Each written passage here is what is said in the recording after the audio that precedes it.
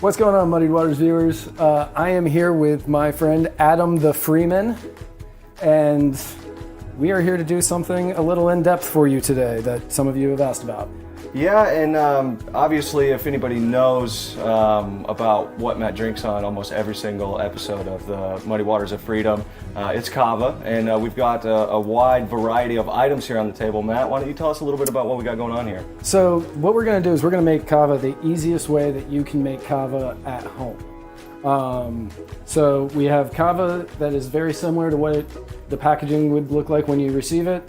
A gallon of water, a bucket, glasses to drink it in, and pantyhose for a strainer. You would also need 1 cup, which is we preloaded with Kava, which is why I'm being kind of careful with it.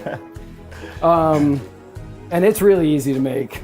And where's the Kava from again? This Kava is from Vanuatu.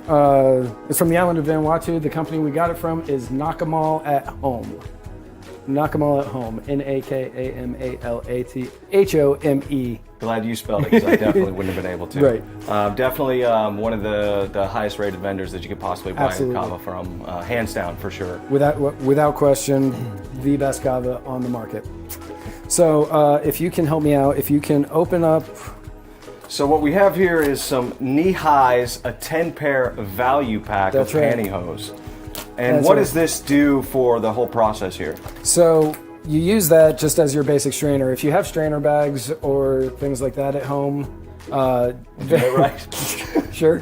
If you have strainer bags at home, those are easier to use, but this is something that most people use, and it has a small enough micron count that it will hold most of the Kava inside while allowing you to strain out all the stuff that you want from it. Which are called Kava lactones. Right, and I'm guessing basically because you don't necessarily want all the sediment, you don't want to drink the actual powder itself, and it doesn't dissolve within the water, so you want to actually filter that out and brew it almost like a tea. Correct. With cold water. All right, so you just take 1 cup of Kava, and this is just a general guideline, is 1 cup. You may want more, you may want less. Depending on how much Kava you drink. And Kava is interesting because when you first start drinking it, you don't really feel the effects of it, but the longer you drink it, the less it takes to feel the effects. And they call it a reverse tolerance, right? Correct. Yeah. And I didn't believe it for a long time, but it's a real thing. So you just have your Kava and it's inside the pantyhose. I tie it, you don't have to.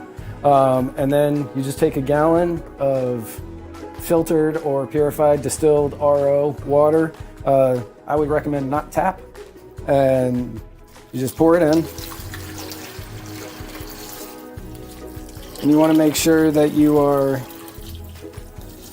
soaking the Kava. Yeah, just fully saturating it. This sucker swells up, huh? Yeah, real quick.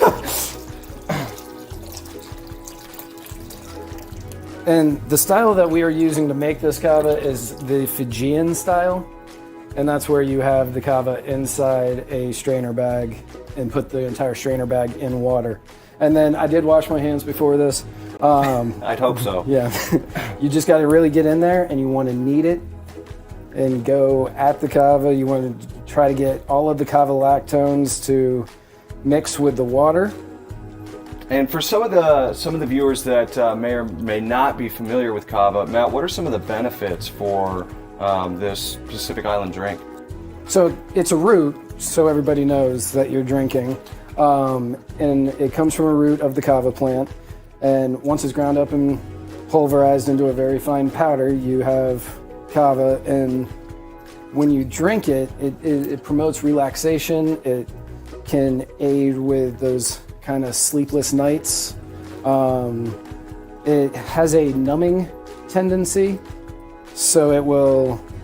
Yeah, definitely. It's going to numb your mouth. Yeah, definitely. The first time that I ever had Kava, I remember somebody messing with me saying that I had like a reaction to it because I was like, well, my mouth feels numb, but it's apparently like a local anesthetic. Right, local. Is that right? No, anesthetic. Anesthetic. Yeah. Right, not an anesthetic. It's like an anesthetic. But when you're doing it, because it gives you relaxation, and there are different kinds of Kava. depending on where from the root it comes from. The kava we are promoting is stone. The kava we are making is white sand. And the white sand is going to give you more of a mind sort of relaxation. It really does help with focus in smaller quantities. In larger quantities, it will destroy that focus very quickly. Yeah, and one thing that I also like to make special note of with kava and the different variants of it, there is a very easily defined palette that you can develop with it. I mean, like stone as an example is very pungent, stronger tasting, stronger smelling, very peppery, as where the white sand is in my opinion, much easier to drink. Oh, it's definitely very easier smooth, to drink. And then less pungent and less peppery. And then, so about how long do you typically do that for? So, I typically do it just for a few minutes. When you are doing it, if you look at the color of the kava that is coming out of the strainer bag, you'll see that it gets lighter as you are doing it. Right, like that? Yeah. So once you get it to the point where it's no longer coming out as a full color and it's kind of opaque, right, that's when you know you're pretty much done. So only a couple of minutes to do, and then you're done.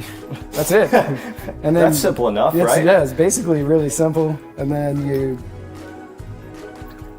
pour it into whatever your preferred method of drinking is. Or whatever your available method of drinking is. Yeah, or whatever the available. Because normally, as you see on the show, I drink it in much larger quantities than this. And then traditionally what you do is you would say bula, which is a Fijian greeting for to long life and good health. As we say on the show, though, bula vanaka means the exact same thing. So, bula vanaka. Bula vanaka.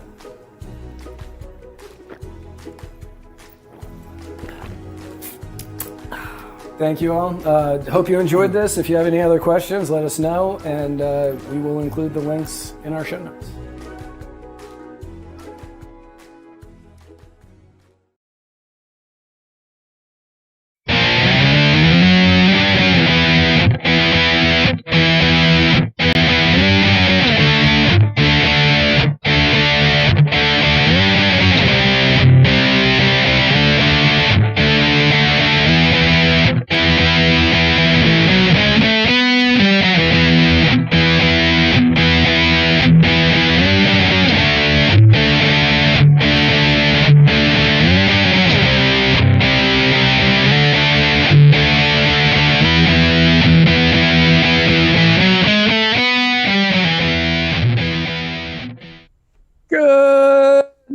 Good afternoon or good evening, and welcome to the Vanguard.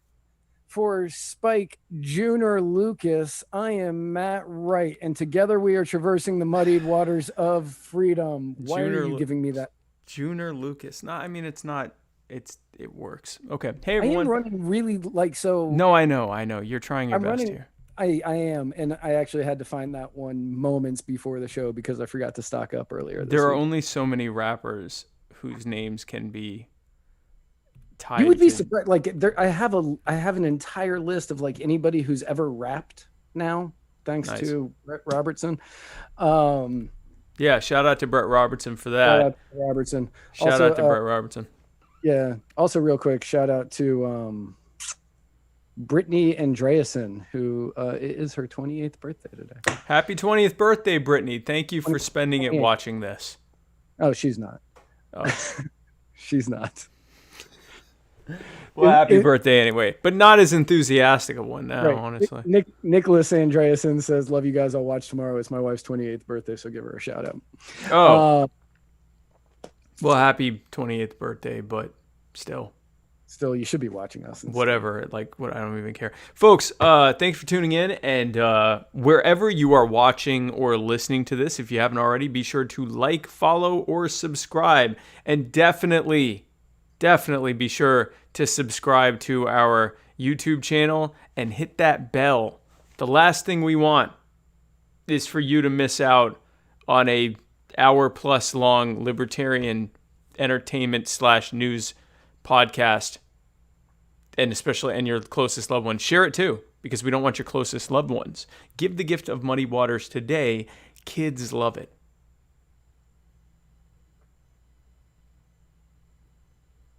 Matt? First and foremost, I would like to thank Kasey Nestor Campbell for the delicious kava that I am drinking on today's episode. That's not kava that you made with your own hands in that video just then?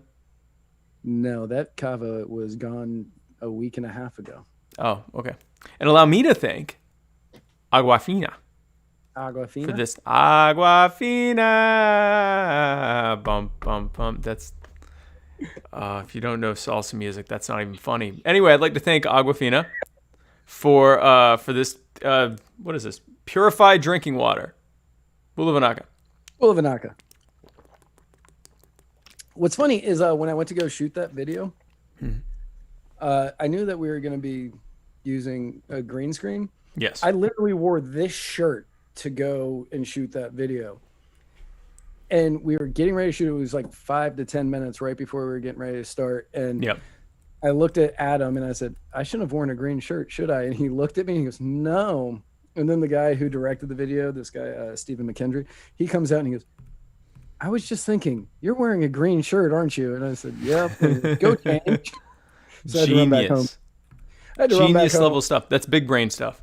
Yeah, that's big brain stuff. Like, I just grabbed the Muddied Waters shirt that I had with me.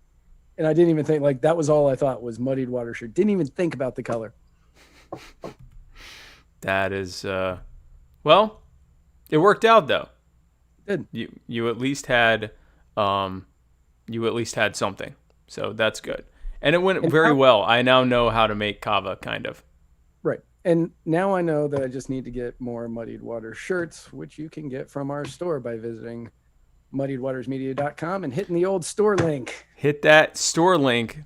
Don't just put in muddiedwatersmedia.com/store. Not anymore. No, not soon anymore. Soon though.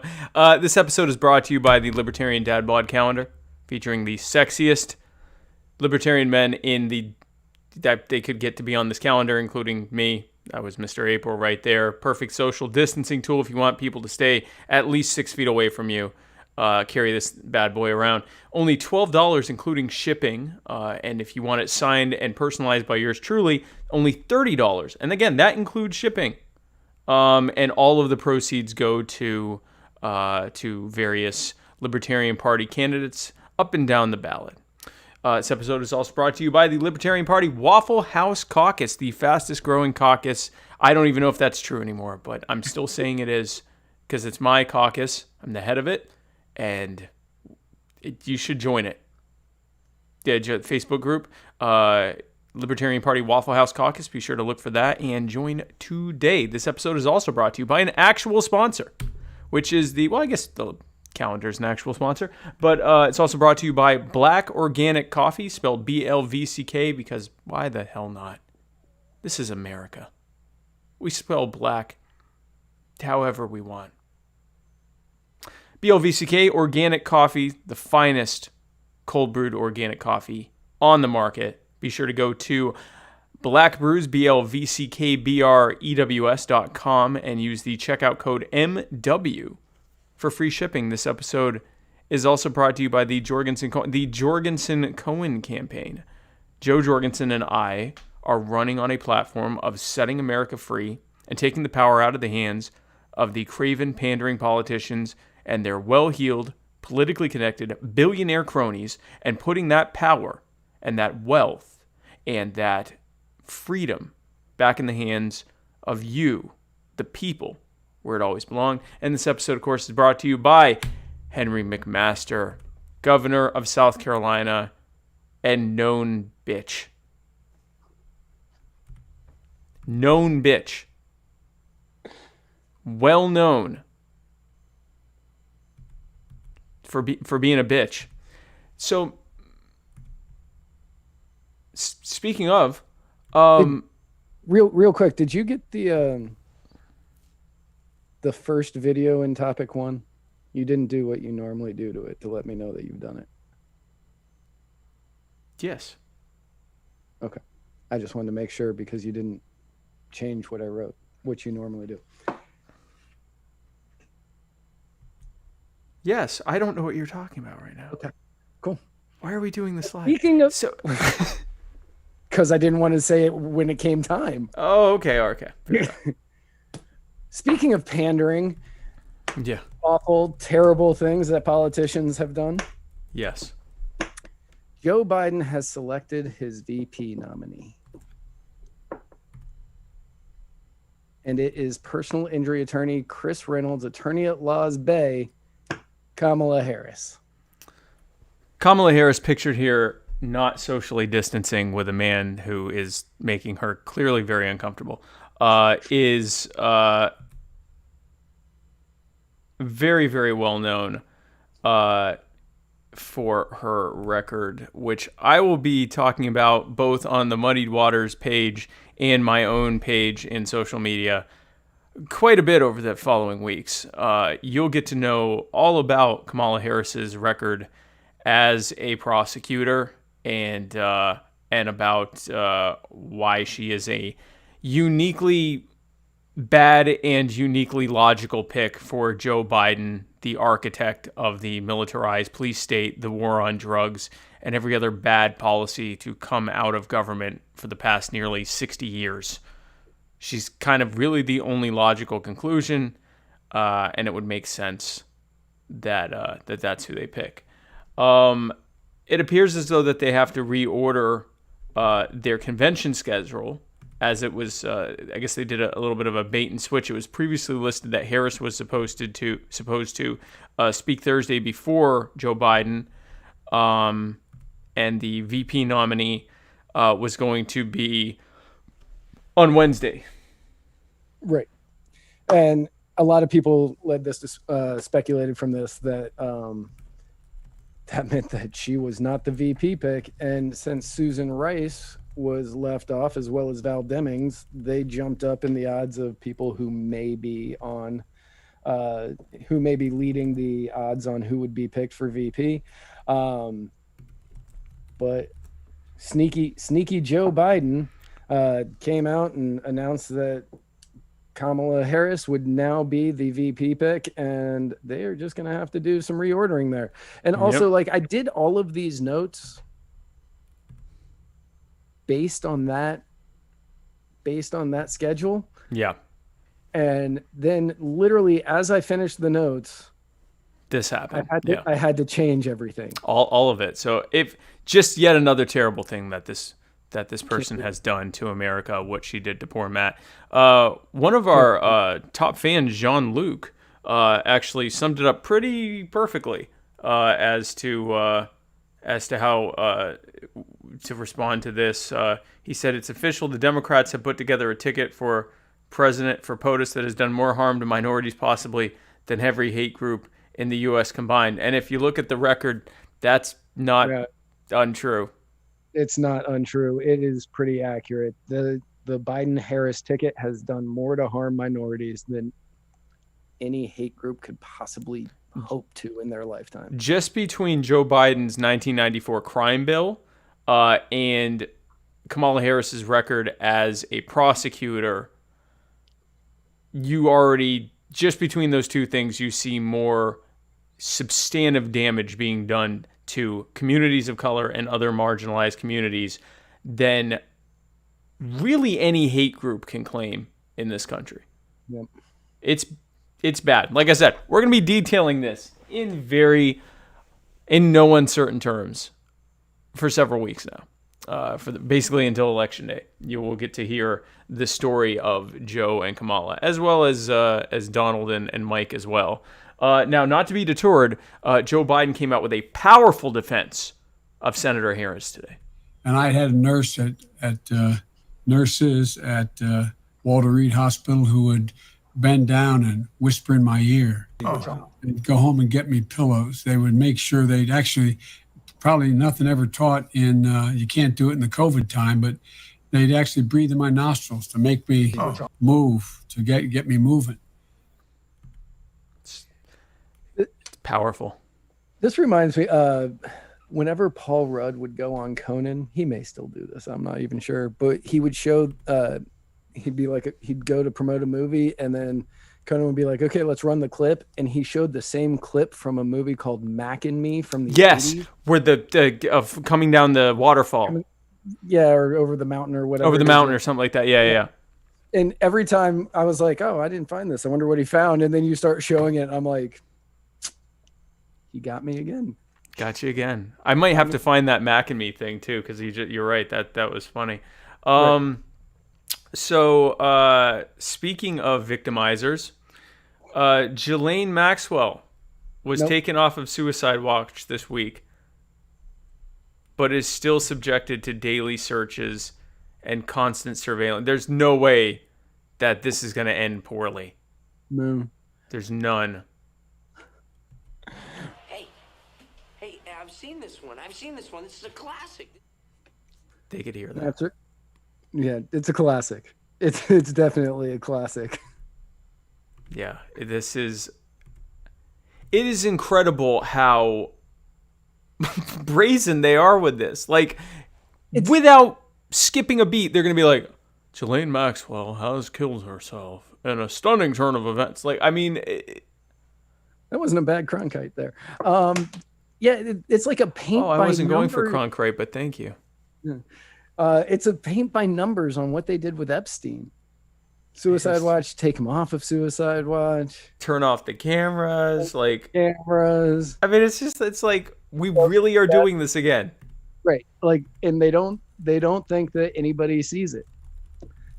I don't think it's that. I think, honestly, they know that we see it, and at this point, they're just like, screw it. What are they going to do to us? Like, we have all the power. And again, this is what happens when you are dealing with people that know that you have one of two choices and they're both terrible and they're both in on it. You lead to this type of stuff. Both Donald Trump and Joe Biden and both the Democrats and the Republicans are knee deep in this.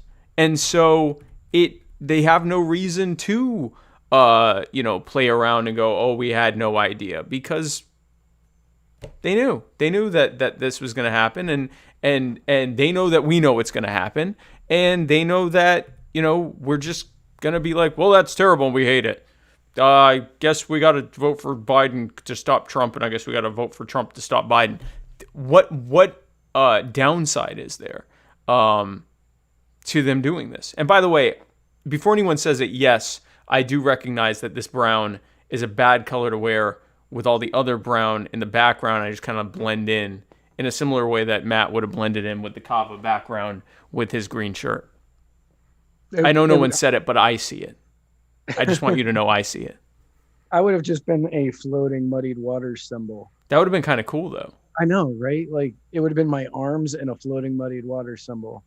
Oh, this episode is also brought to you by personal injury attorney Chris Reynolds, attorney at law. Go to chrisreynoldslaw.com if you need legal assistance in Florida.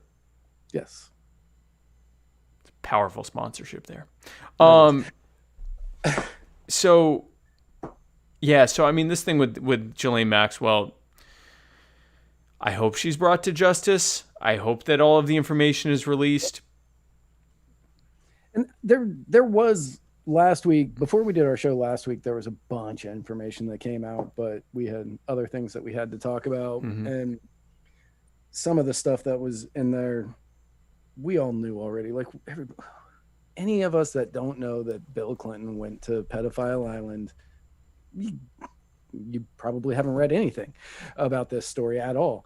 I did not know, apparently it's old news, but I didn't know about Alan Dershowitz.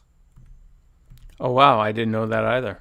Yeah, no, one of the accusers named Alan Dershowitz for a bunch of stuff and said that he would go there and Epstein would hook him up with like two girls that were under the age of 18, and God. He's he's coming out and denying it, but I mean, right, because you're not gonna not deny it, but hopefully he didn't do it, but that was one of the big bombshells from that court unsealing. Was Alan Dershowitz? Alan Dershowitz. Well, yeah. There you go. And he's a great defender of Trump. So, and the Clintons. He's one of those people that has managed to find a way to defend Trump and the Clintons. So there you go. So that brings us to the end of the... You skipped one. I skipped it. That's why I'm bringing it up now. The proceeding was the cold brew, was the black organic coffee, cold brewed, caffeinated, rapid fire segment brought to you by Black Brews, BLVCKBREWS.com. And again, use code MW for free shipping. So this story is, there's no humorous segue into this. There's no way to talk about this.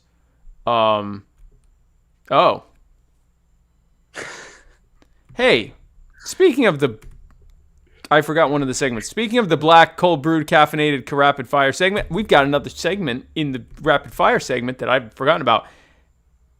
Not to be outdone by Joe Biden in saying and doing just stupid things. Just stupid things on a regular basis. Donald Trump went to bat today or earlier this week to remind people that he can also say stupid things. In this case, about the pandemic of 1918, because why not? The closest thing is in 1917, they say, right? The great pandemic certainly was a terrible thing where they lost anywhere from 50 to 100 million people. Probably ended the Second World War. All the soldiers were sick. In 1917, they say, right? Probably ended the Second World War. All the soldiers were sick. So it's not 1917. It was the great pandemic of 1918. It was 1918, which is, forgivable. It was 1 year off. That one's forgivable. That one's forgivable. Especially because it's usually often called the Spanish flu. It's only recently that it started being called the pandemic of 1918 because it turned out it started in Kansas. It had nothing to do with Spain. But World War II. World War II. When did World War I end? Like, my history on that one isn't so great. 1918. And it wasn't ended by the pandemic. It was not. It was ended by an armistice because the Allied forces completely shellacked the Austro-Hungarian Empire and the Ottoman Empire. It was not if anything, if that pandemic had happened earlier, it might have led to a longer war because it was affecting us the worst. Yeah. So that doesn't even really that makes even less sense. Right. Yeah. There's nothing about this one that's so many American soldiers died that we won early. So there's layers to why this is wrong. Hey, Matt, looks like you got something there in your hand. What's I do. that? I have these brand new, fresh off the presses bracelets that say, "You are the power, Spike Cohen." Oh, wow. Can people get those? People And can. if so, how? People can actually get these. All they have to do is go onto their PayPal and send $5 to muddiedwatersmedia@gmail.com, and we Muddy Waters of Freedom? Nope. No? Nope. Oh. We actually have both. I forgot we had Muddied Waters of Freedom. Oh, wow. Right now, everything's hooked up to Muddied Waters Media. Okay, even better. Muddiedwatersmedia@gmail.com. @gmail.com. Okay. And you can get one of these. If you give us $15, you'll get all 4 of these. That's a buy 3, get 1 free deal, Matt. It is a buy 3, get 1 free. And That you can add to your collection, much like I have. I can't wait till mine are in the mail. They are in the mail. No, I know. Well, I can't wait till mine are in my mailbox. Oh, yeah, that's different. But In the mail, meaning my house. You could have your very own "You Are the Power" Spike Cohen bracelet for the low price of $5 or $15 if you want 4.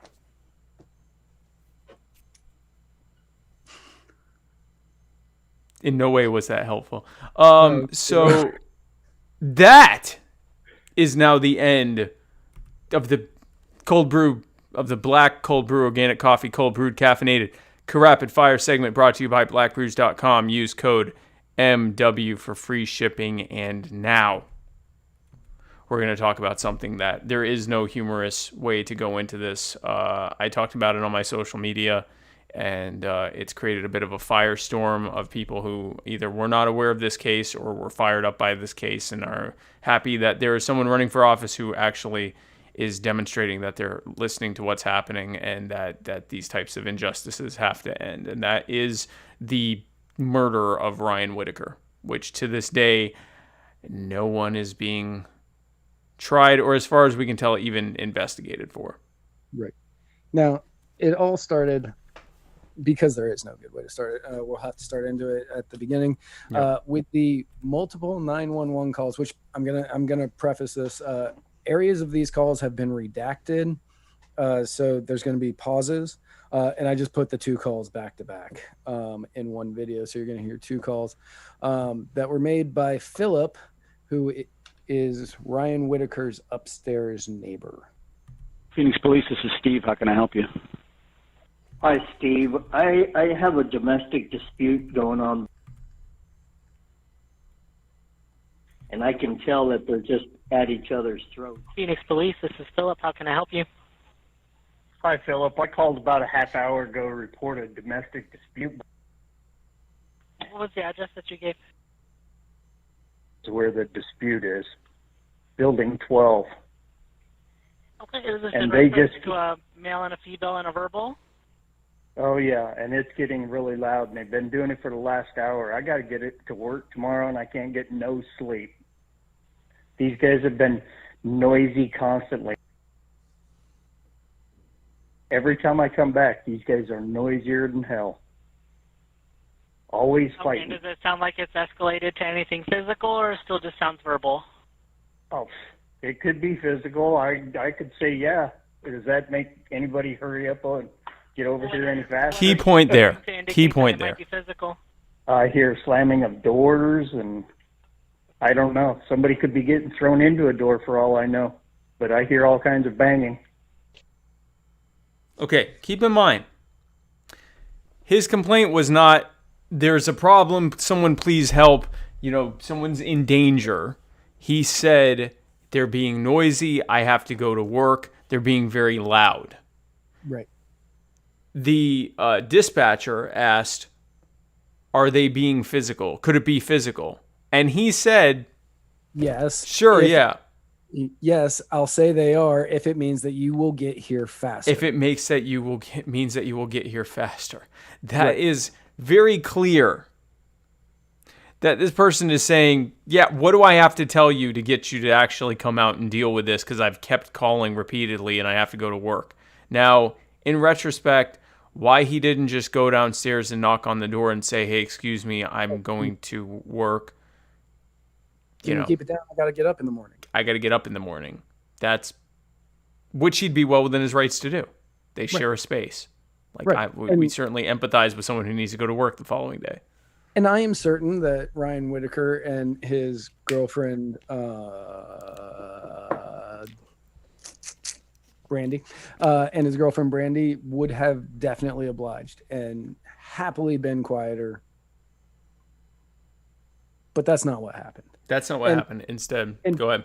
Before we play this video, yep, I want everybody to know that you are about to watch a man die from multiple angles and in varying speeds. So if you don't want to see that, look away. Yeah, don't watch this part because this is necessary that people see it. But if you are faint of heart or don't want to see this, then you do not want to watch this part because you're about to watch a man be murdered. So multiple. So that is the warning, and we are starting it now. Phoenix Police.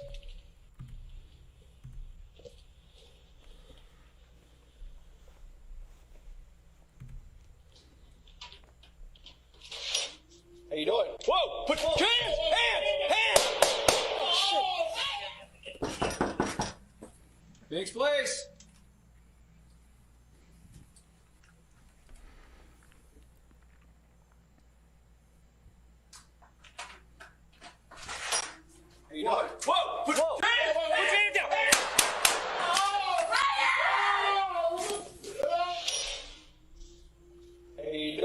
Okay, here he is. They were away from the viewfinder, so he had no idea who was coming out. He puts his gun down, he has his hands up, and they kill him. Look, his hands down, he's putting his hands up. In no way, and the person behind him, who is of absolutely no danger here. From the gun. Get back and Now watch. Get out here. Now watch Come this. out here. Come out. I'm not going to shoot you. Come out here. Now they're going to gaslight her, having just watched her boyfriend get murdered. Get down on your knees. Get down on your knees. Just get down. Just get down. Relax.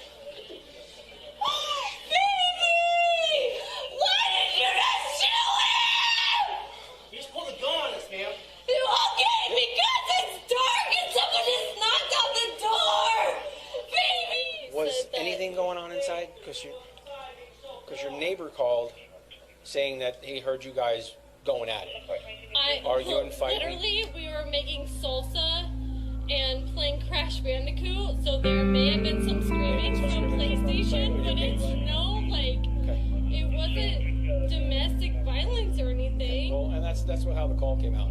That's why we knocked on your door.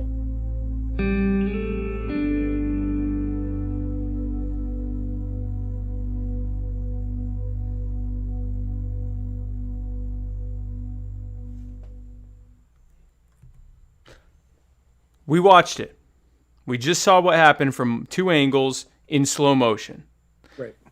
Because they weren't in front of the door, this person who got a very loud knock on their door late at night, who was every bit within his right to do so, opened the door with a gun at low, not pointed at anyone, behind his back, answering the door.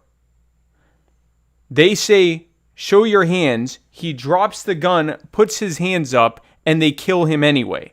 Then when his girlfriend comes out, they lie and say that he went after them and pulled a gun on them. And we have the video showing that he didn't do anything of the sort and that there was actually a good solid 1 or 2 seconds of them seeing what was happening in front of them. This was not some split-second thing where he came out with a gun and they reacted quickly.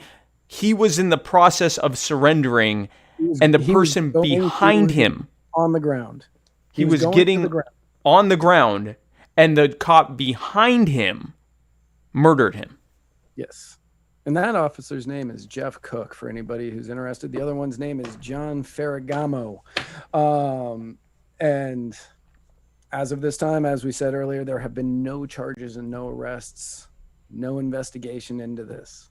Yep. There's been no warrant. It's possible there's been an investigation started, but there has been no warrants issued, which means if there is an investigation, they're slow walking the hell out of this thing because they can. Right. And Bry Guy on Facebook says, anyone can say it's the cops. Yes, anybody can say it's the cops. That is absolutely correct. If I'm want to do harm to somebody, which I don't, but if I wanted to do harm to somebody and I pounded on their door at 2:30, I would 100% say I'm the police and step off to the side. Yep. Because people will come out for that. Yep. What Ryan Whitaker did was try to protect himself.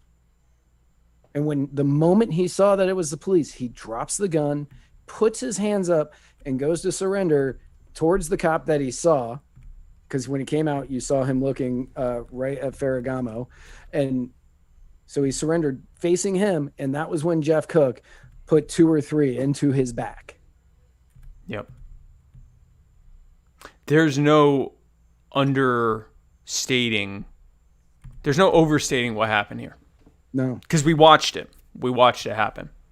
So, yes, they deserve a fair trial and due process and everything else. But it's looking like they might not get that. They might just get what we often see when police officers are murdering people on camera. And for those who want to say, well, last second decision, what would you do? Here's what I would do. Not murder him. And if I did, even if it was a big mix-up, if there was picture evidence, video evidence, that I knocked on someone's door, they came out, and while putting their gun down, I shot them in the back multiple times, I would be in jail right now, and I would be facing at the very least some kind of manslaughter charge or lesser murder charge. And their neighbor, Philip, he called the police because Ryan and his girlfriend Brandy were playing Crash Bandicoot and making salsa. Yep. And again, in the video, in that 911 call that you heard, he just said, "Yeah, sure, it could be physical. Just get here faster." Yeah. If you'll get here faster, sure. And now there was a full video, according to azcentral.com, in the full video, which may not have been released to the public. It was, but I couldn't find an unedited version of it. So I couldn't find a good copy. John Ferragamo, who is the cop who didn't shoot him, correct? The one he was facing? Yeah. Cook, could be heard saying, did you like all that helpful info we got from our complainant? I'm just going to say yes. So he's mocking the caller. I'm just going to say yes to all the questions to get the officers here faster. They knew that this was a garbage call. They 100% knew this was a garbage call.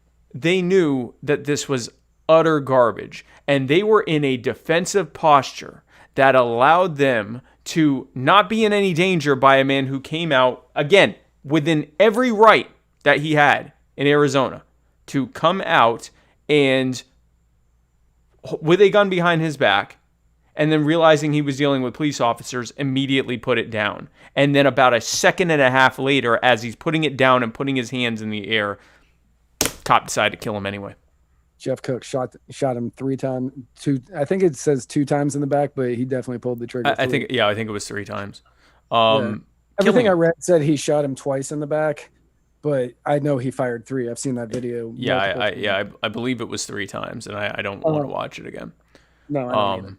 This was a murder. And when I say this was a murder, any one of us who did this, we would be in jail right now awaiting trial.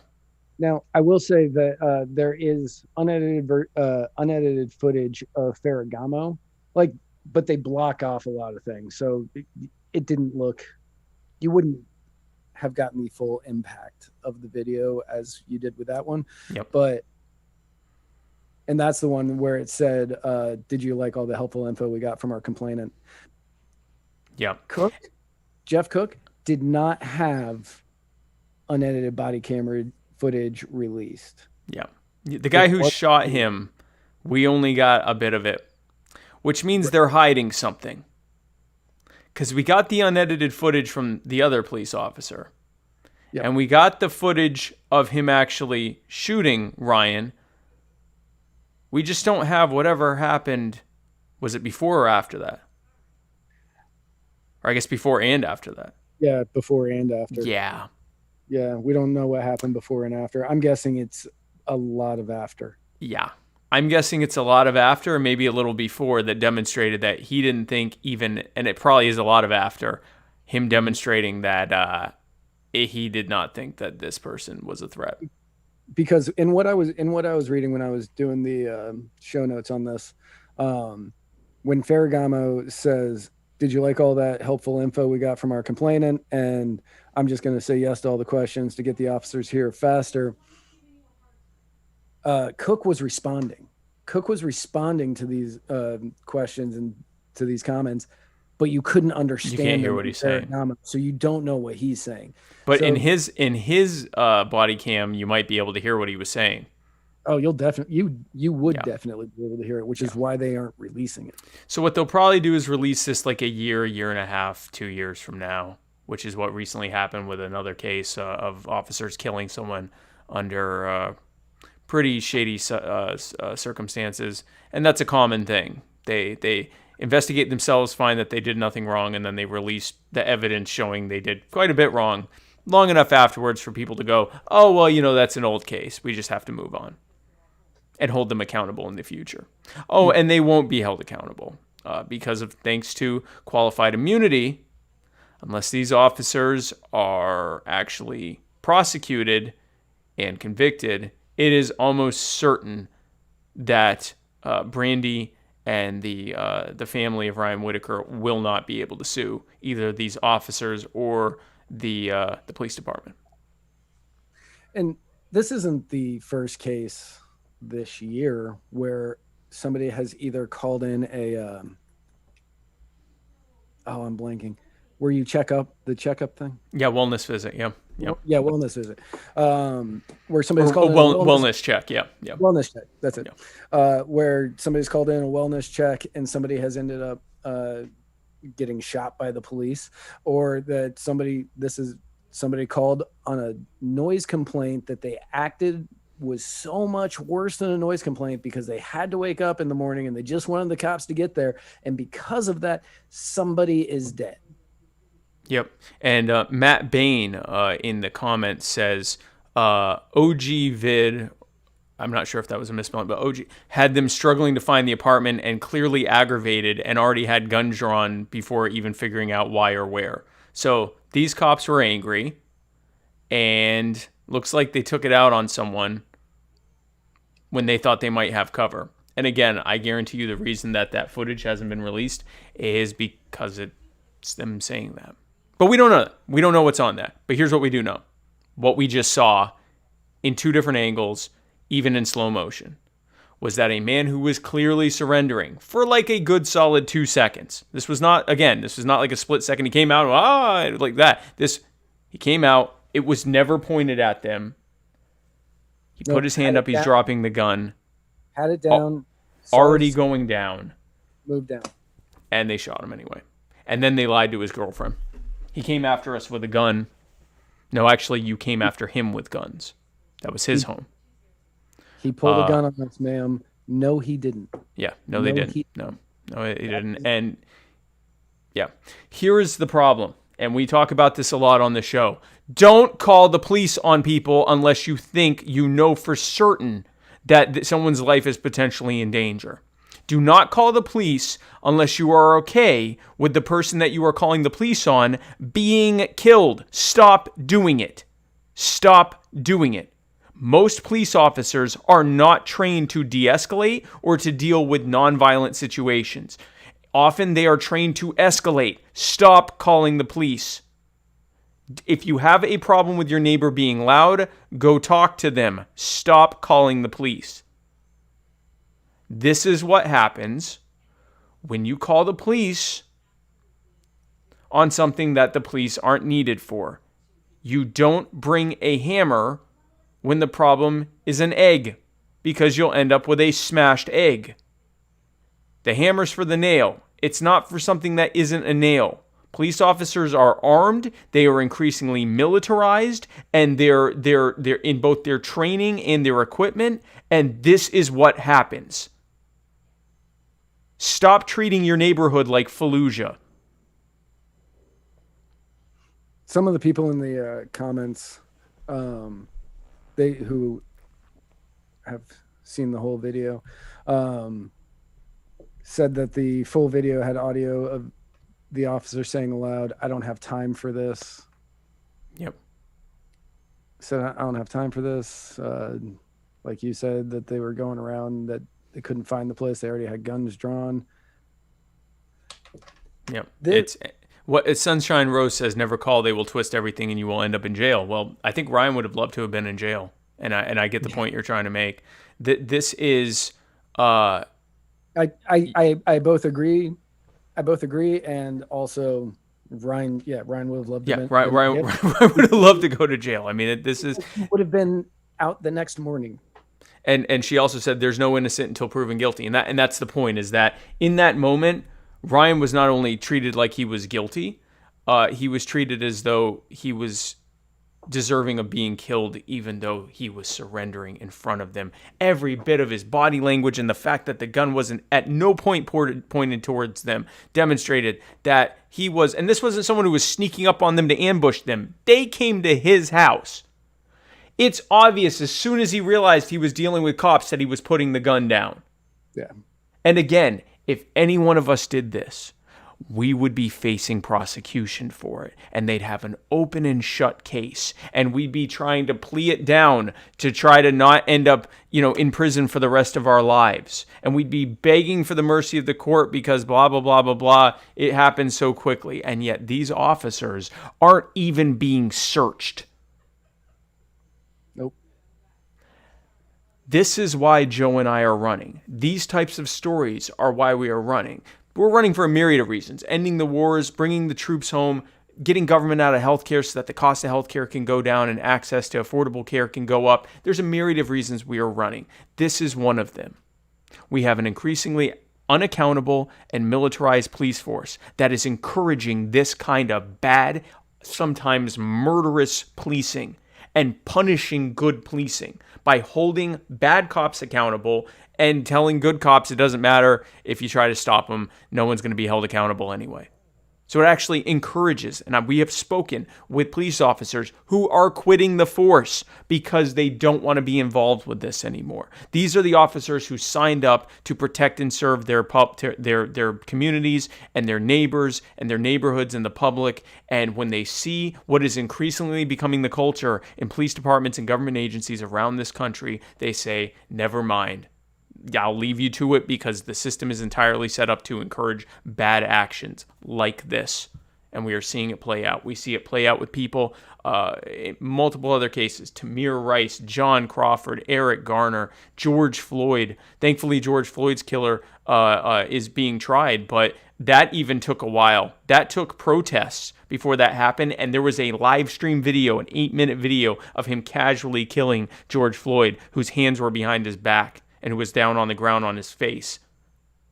This is what happens when the people who are given the authority to enforce laws over using whatever level of violence is necessary to achieve your compliance are also allowed to not be held accountable when they abuse that power and that authority. And that will end with the election of Joe Jorgensen. Do you remember the name of the judge we talked about last week? I don't remember the name, but I know the one we're talking about. Yeah. Right. I think was it Clarence or no? Yes. I think so. But anyway, yes. So it was a judge that had a terrible case in front of him and basically said, I have to give you qualified immunity because that's the precedent, but that needs to end because this officer was wrong. Right. This officer was wrong. And he wrote a scathing opinion and sent it off to the Supreme Court saying, this needs to change and this needs to change now. And it was brutal to read. Yep. Because it was heartbreaking as it just went through person after person after person after person who more or less all of them were murdered by police and all of them got off because of qualified immunity. The case that was in front of him was of a man who, because he completely complied and thankfully the officer just wanted to give him a hard time, didn't want to kill him, he ended up leaving with his life. But this was a case where and I'm forgetting the names, an officer pulled over a man who wasn't actually doing anything wrong. The officer claimed that... Mercedes, right? Yeah, he was in a Mercedes. He was a black man in his 40s who was in a Mercedes, and the officer pulled him over, claiming that his license plate was obstructed or some absurd thing, even though in the footage it was obvious that it was not obstructed. He pulled him over for no reason because he was a black guy in a Mercedes and he wanted to give him a hard time, and he thought he had some kind of hunch that he was doing something wrong, or he just wanted to give him a hard time and didn't even think anything was wrong. And what he did was he searched the man's car himself, couldn't find anything. He lied to the man that he pulled. I wish I could remember names here. He lied to the man he pulled over and said that they had a hot tip that he had cocaine or something like that. And they said, so I'm gonna search your car. The man let him search the car. He found nothing. He actually ripped the car apart, brought in a canine, took off like bumpers and fenders, and then when nothing was found, he left him there on the side of the road to put his car back together and drive off. And then when he actually lives in South Carolina. When he got home, I don't know if it was there, if he waited till he got home or did it there. The officer did like $5,000 in damage to his vehicle. And guess who didn't have to pay a thing for that? That officer and that department, because of qualified immunity. even though that officer broke the law by detaining that man without any cause and lied. And it was all on evidence. They had the body cam, they had the car cam, they had everything. There was sufficient evidence that he lied and he walked. And he is still serving right now. This ends when we get libertarians in office. The police should be there to protect our lives, our rights, and our property.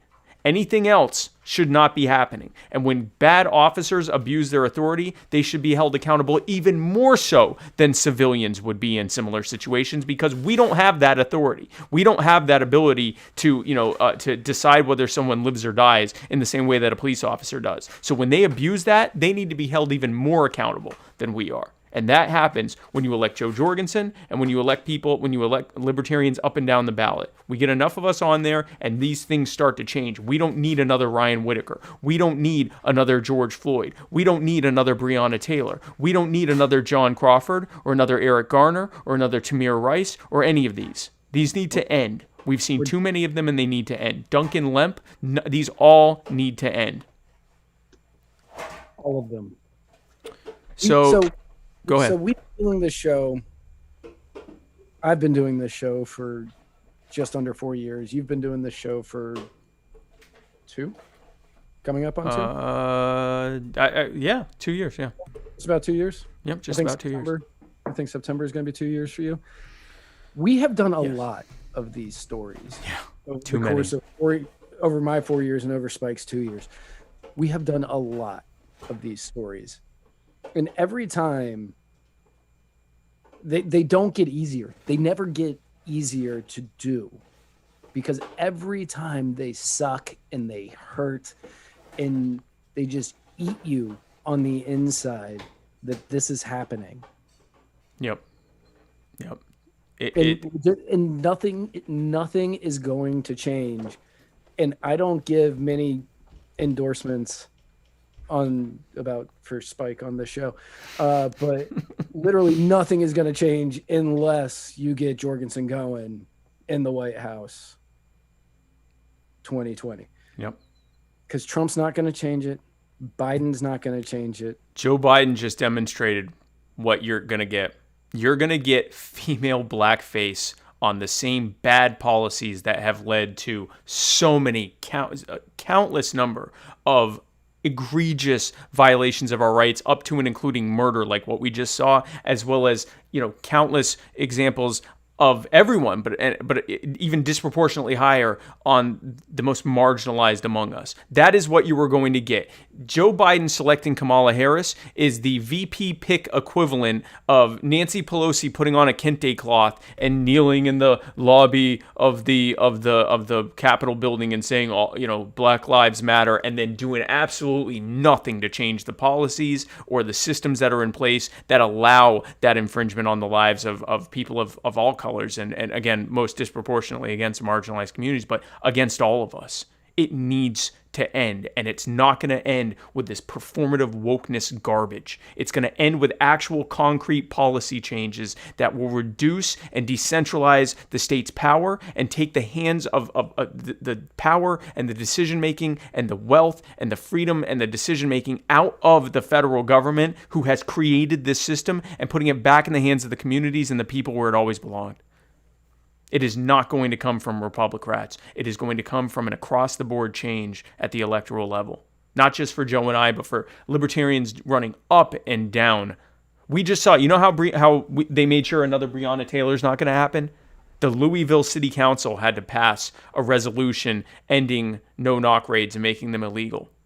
And it's great that happened. It was Republicans and Democrats who did that, and they did it unanimously. But it took someone being murdered for it to happen. When you elect libertarians, they don't wait for someone to get murdered for these things to happen, because they already knew it was a problem, and they aren't waiting for it to be focus group tested and poll tested before they do it. So that brings us to our next segment. Go ahead. I got to get up real quick because I left my phone charging, but I have to ask somebody a question. Okay. Well, that brings us to our next segment, which is the personal injury attorney, Chris Reynolds, attorney at law, Anchor call-in moment, where you can go to Anchor anchor.fm/muddiedwaters any day of the week, any time of day, and press that message button, and you can leave us a message and ask us any kind of question or concern or anything you want, and we will answer it right here in this segment. There's also a button where you can make a donation. If you want to make a donation, we certainly won't stop you. But you don't have to make a donation to leave a message, at least not yet. Also, if anybody wants these bracelets, in the PayPal, make sure you leave your address. Yes. I know where to send it. So if Jacob Joseph Blyes, I think I'm 95% certain we're friends on Facebook, man. Just send me your address in the messenger. And if we aren't friends, send it to me anyway. I'm certain you can find me. And I will ship these out to you as soon as possible. Yes. Please give us your address, and thank you for your order. Ryan Bedford in the comments left the website for Thomas Queter, who's running for New York's 52nd district. And I met Tom at the Libertarian Party convention in Orlando, and he's a solid stand-up guy, and he would be perfect for that role. Yeah, Tom is a great guy, and I endorse him wholeheartedly. Yeah, that guy, he is fantastic. So do you want to do our email question first, or do you want to do the phone call, the call questions, and then? Let's do the email question first. Okay. And then we'll go to the Anchor FM. Okay.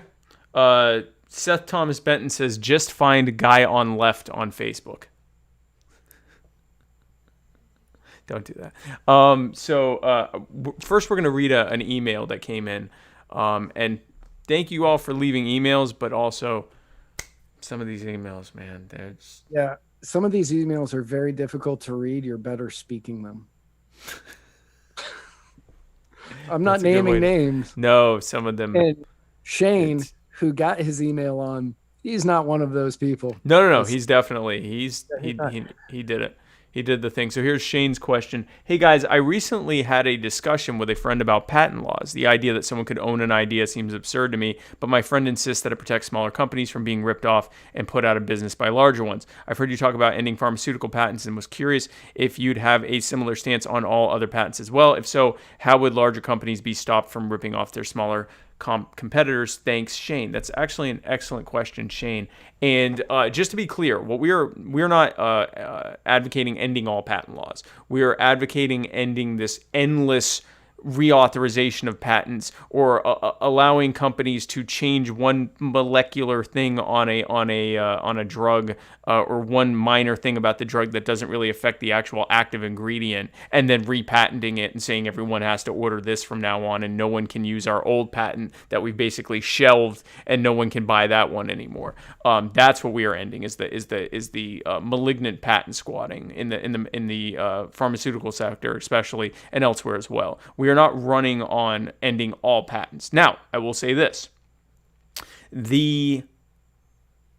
From a philosophical standpoint, the most logical interpretation of libertarianism is that there is no such thing as intellectual property.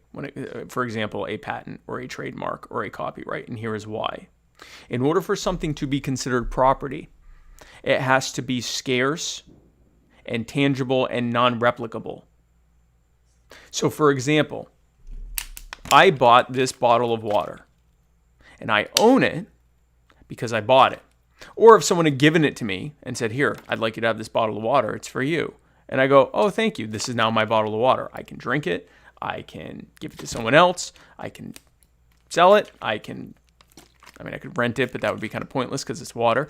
I could share it with someone. I could say, hey, want to share water with me during a pandemic? I can do whatever I want with this water because it's my water, right?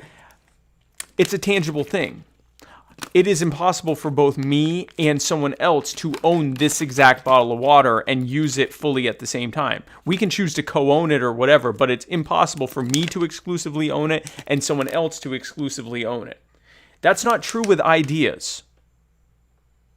An idea, I can have an idea, I can move forward on that idea. You can see that idea, or I can share that idea, or you could just have a similar or nearly identical idea around the same time. And neither one of us loses that idea in the process. We didn't lose anything. Ideas are infinitely replicable. As many people on that exist in the world could be, when we share our political ideas, it is with the idea that we are spreading it out for the world to hear. It is my goal for all 7.5 billion people and growing on this planet to hear the ideas of liberty, starting hopefully with the 330 plus million who live here. And in that regard, I want everyone to have this idea. It has not been made more scarce. In fact, if anything, it has been made more prevalent. So going back to the idea of patents, from a philosophical standpoint, it is not consistent to say that you can own, that the government should be able to tell you that you own this idea as property. But the next question becomes, okay, great, libertarian philosophy, wonderful. How does this play out? And the two main questions are, if patent protections aren't in place, then what stops, what incentive do people have to innovate if other people can just take their ideas? And then the second question is, if there are no patents, what stops, and this was Shane's question, what stops smaller companies from just being able to be ramrodded by larger companies who claim ownership over those ideas? So I'll start with Shane's question first, because that's what he asked. We've actually seen the opposite. We've actually seen the opposite. We've seen where large companies have entire divisions that do nothing but create patents for the sole purpose of squatting on them. And so they have people who just come up with ideas all day long. Everything from the shape of a phone to the brightness of a screen and all sorts of other stuff, things that sound and would sound absurd when you lay them out. Harley has the patent, Harley Davidson has the patent on a specific color of orange and on a specific tone of sound that their engines make. Things that are beyond not even close to being tangible. And they have all of these things that they put out. And then they often, at least with Harley, they're using it. But like with companies like Apple and Google and Facebook and or Alphabet, who is actually the umbrella that Google is a part of, they just sit on them. And the reason they sit on them. Apple will sit there and they will patent any idea that they have. Any idea. It doesn't even matter if it's something they think they can do. They will patent everything. Yep. Just so nobody else can make it without paying them. Billions of dollars a year they make.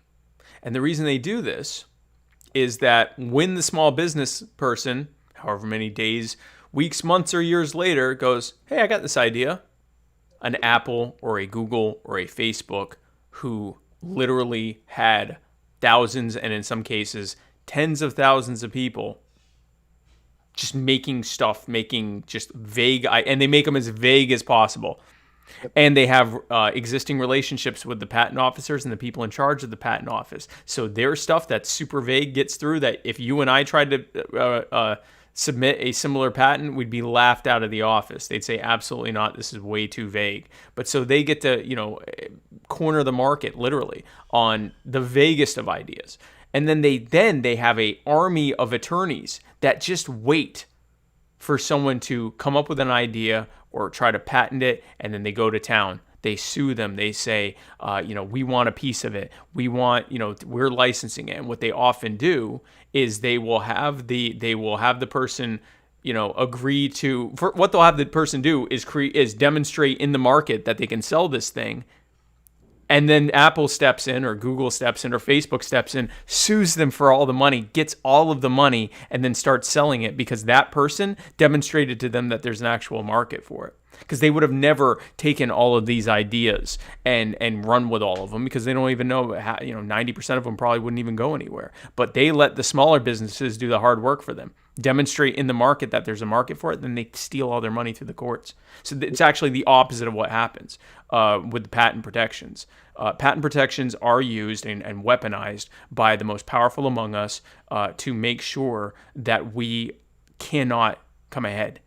patent laws, licensing laws, zoning laws, taxes, fees, regulations, mandates, and all of the other barriers and burdens that they put in place. It is a gamed system. It is not a free market.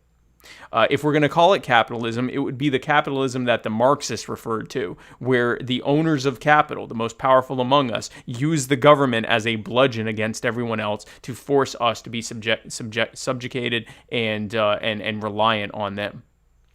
But it certainly isn't free market capitalism. And patent protections don't line up with that. But again, we're not running on ending patent protections. We're running on ending the most egregious examples of how patent protections harm us every single day. Going to the second part of that question, or the second thing that's often asked, well, why would people even innovate in the first place? Because of a profit motive and a desire to innovate. Patent protections in the way that they exist now. First of all, there was nothing even resembling patent protections until I believe the late 18th century. And what as they exist now is actually a 20th century innovation, this idea that every single idea, that just the fact that you were the first one to bring it to market isn't enough. You actually have to have a patent to be able to. That's a largely, I think, even post-World War II, but definitely post-World War I idea. So that is a relatively recent phenomenon. Well, no one can argue that we didn't see massive innovation prior to the existence or weaponization of patents. And in fact, if anything, we often have seen the opposite. Because now what happens again is that the people in charge have a vested interest in not innovating, because innovation costs research and development dollars. Instead, they use the existing things that they already have, the existing technologies, the existing pharmaceuticals, the existing products, and so forth. They just keep jacking up the price because they have the market cornered on who can make it. And they already have the other stuff written out as vague ideas that are patent protected several times over. And if someone tries to come out and innovate with a newer idea, they go, aha, that sounds exactly like the thing we patented 6 months ago. This vague idea that, again, none of us would be able to get through the patent office. But because those companies have very good relationships with the people in the patent office and the politicians who appoint them, they get favorable treatment in that system. It is not a level playing field, not even close. It's not even moderately close to a even playing field. So that's the question on patents. So Thomas Benton said, sounds like personal injury attorney Chris Reynolds needs to go into patent law. And I'm going to tell you why he won't, because I know this answer. With patent law, you bill by the hour. With personal injury law, you get a percentage of the settlement. So he doesn't have to keep hours, and it's just easier. Plus, it would take his soul away. It would take his soul away. You'd actually lose your immortal soul. I am super excited, though, because we actually have a call from personal injury attorney Chris Reynolds. Do we really? Because it's been a while. It has been a while. I'm super excited. He texted me to let me know he left one. I didn't even listen to it. I have no idea what. I haven't listened to it either, but I'm really excited because we originally named it. Well, we named it because he helped sponsors the show, but we named it because this was for a while. For a long time, he was the only one who would leave messages, and we'd have an occasional other person, and now it's the opposite. We don't even get to hear from him anymore. So this is really cool. So that'll be the last one. We'll end on a bang there. So our first question comes from Selena Stewart. I want to know what your thoughts are on libertarian Twitter and how awesome it was on Saturday, and just in general what your thoughts are about that. Do you have any shout outs or even any ideas for us to keep the momentum going? I think she's referring to the no libertarian with fewer than 1K. Oh, I thought she was talking about the Let Her Speak. Oh, you're right. It could be either of those, honestly. Yeah, it could be either. Yeah, it's either the no libertarian under 1,000. But no, she said on This Weekend, right? Yeah. So that was the Let Her Speak thing. Yeah, that was awesome. No, it was amazing. I think it got up to number 11. Hashtag Let Her Speak got up to number 11 on Twitter, and at one point it was number 1 on politics for politically related on Twitter. Yeah, it was very briefly, and then it stayed number 2 for a very long time. Let Her Speak was a great proof of concept, and it was at the grassroots level. Let Her Speak did not start with the Jorgensen Cohen campaign. We obviously have been promoting it, helping promote it, but that was a grassroots thing. I remember being in Peoria, Illinois, and having some folks coming up to me from Indiana and said, "We're here with the Let Her Speak convoy." And I said, "That's awesome. What's that?" And they're like, "You haven't heard of it?" And I'm like, "No, I haven't." And at that point, it was like, I think 50 or 60 locations that they were planning this convoy that happened this past weekend. And by the time it was all said and done, they had convoys in every single of the 50 states, including Alaska and Hawaii.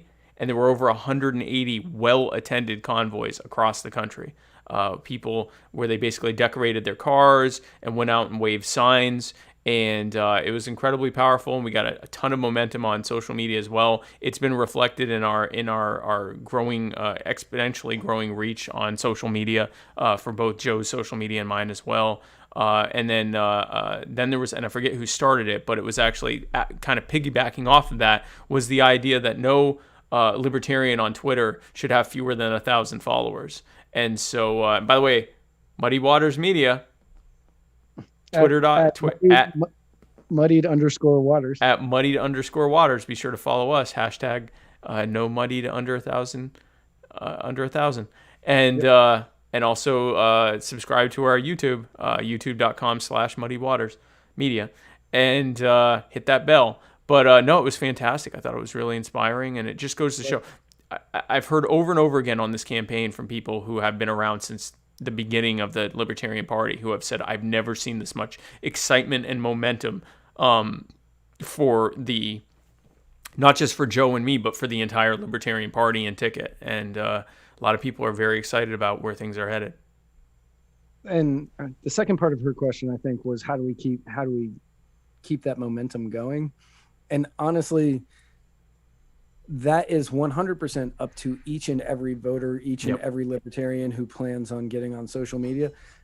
That is up to them in order to continue to push, in order to continue to tweet, to continue to Facebook, post, to find the issue that you care about the most and just push it and just continue to push it. Push the videos of Spike, push the videos of Joe, push whatever it is out there that you think will catch, because that is the only way to truly keep that fire going. We just keep plugging away. This is I say it often, this is a grassroots army for human liberty that is fighting for a world set free in our time. And I believe our time is now. And I'm seeing it day by day. It is a growing movement. Now, I'm seeing this on the Facebook and I believe on the YouTube as well. Drop your Twitter handles here, and do it on the Periscope too. Drop your Twitter handles, and everyone go check out each other's Twitter handles when this show is over. Do not get off this show to go check out Twitter handles. When this show is over, go check out all these Twitter handles that everyone's dropping. And if you like what you see on there, and you probably will, because we're libertarians here, give some subscriptions and follows out there. And that's the short answer of how we can do it. We just got to keep plugging away. So next question is from, and I hope I'm saying this correctly, Anson Jones. He actually has two questions. This is his first one. Good evening, Spike. Do you have any future cabinet picks? If so, could you elaborate on who and why? Thank you. It's a great question. I defer to Joe on it, and I don't want to, I've heard some, things that people that she would like and so forth, but I don't want to put that out there prematurely, and I would defer to her on who she would pick. The long and the short of it is, it's going to be people who recognize that the role of government, the federal government, should be much smaller and should be well regulated and kept within the fairly strict boundaries of what were intended within the enumerated powers. But in terms of specific people, I defer to Joe on that. Here is real quick before you do the next one. Meg Jones. How do we combat the wasted vote narrative? I have been doing libertarian activism 7 years now, 7 or 8 years, something like that. And I've gone out and I've knocked doors, and that has been a question in which I have been asked countless times, like, well, it's a wasted vote. What are you going to do? It's a wasted vote.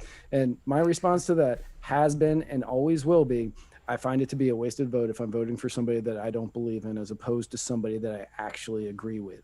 Yep. If I'm picking between two piles of crap, that is a wasted vote. When instead I can vote for somebody that I believe in, that I think can do the job, that I think will be good for the country, that will be good for that will just be good. Most of the races that I did were for like the local. So like I was about to say Right. like, oh, I don't know. But that is the way to handle it. You say it's a wasted vote when you are forced to pick between two people that you don't believe in. Instead, vote for the person that you believe in the most, and you can always say you never wasted your vote because you never sold out your principles. Yep. And especially when those people that you don't agree with are the ones who created the problems. Continuing to vote for the people who are creating these problems and making them worse is not just a vote thrown away, it is a vote you are using against yourself and against your neighbors. And it is a failed narrative. The votes have been wasted for over 160 years now. It's time to not waste our vote by voting for people that are actually going to solve these problems. But that's an excellent question. Because it is. We often hear, well, yeah, libertarians sound the best, but I don't want to throw my vote away. Well, if they sound the best, then you're not throwing your vote away. You're throwing your vote away to vote for someone who is something less than that, especially when you hate them. It is a question that I have been asked multiple times from people, and that is the best answer that you can possibly give them. Yep, absolutely. And here is the next call. It's from another regular, Matt the Laser Legend Hicks, who's also my campaign manager. Hey guys, this is Matt Hicks calling on the Chris Reynolds personal injury attorney at law anchor call-in line. My question is for both of you.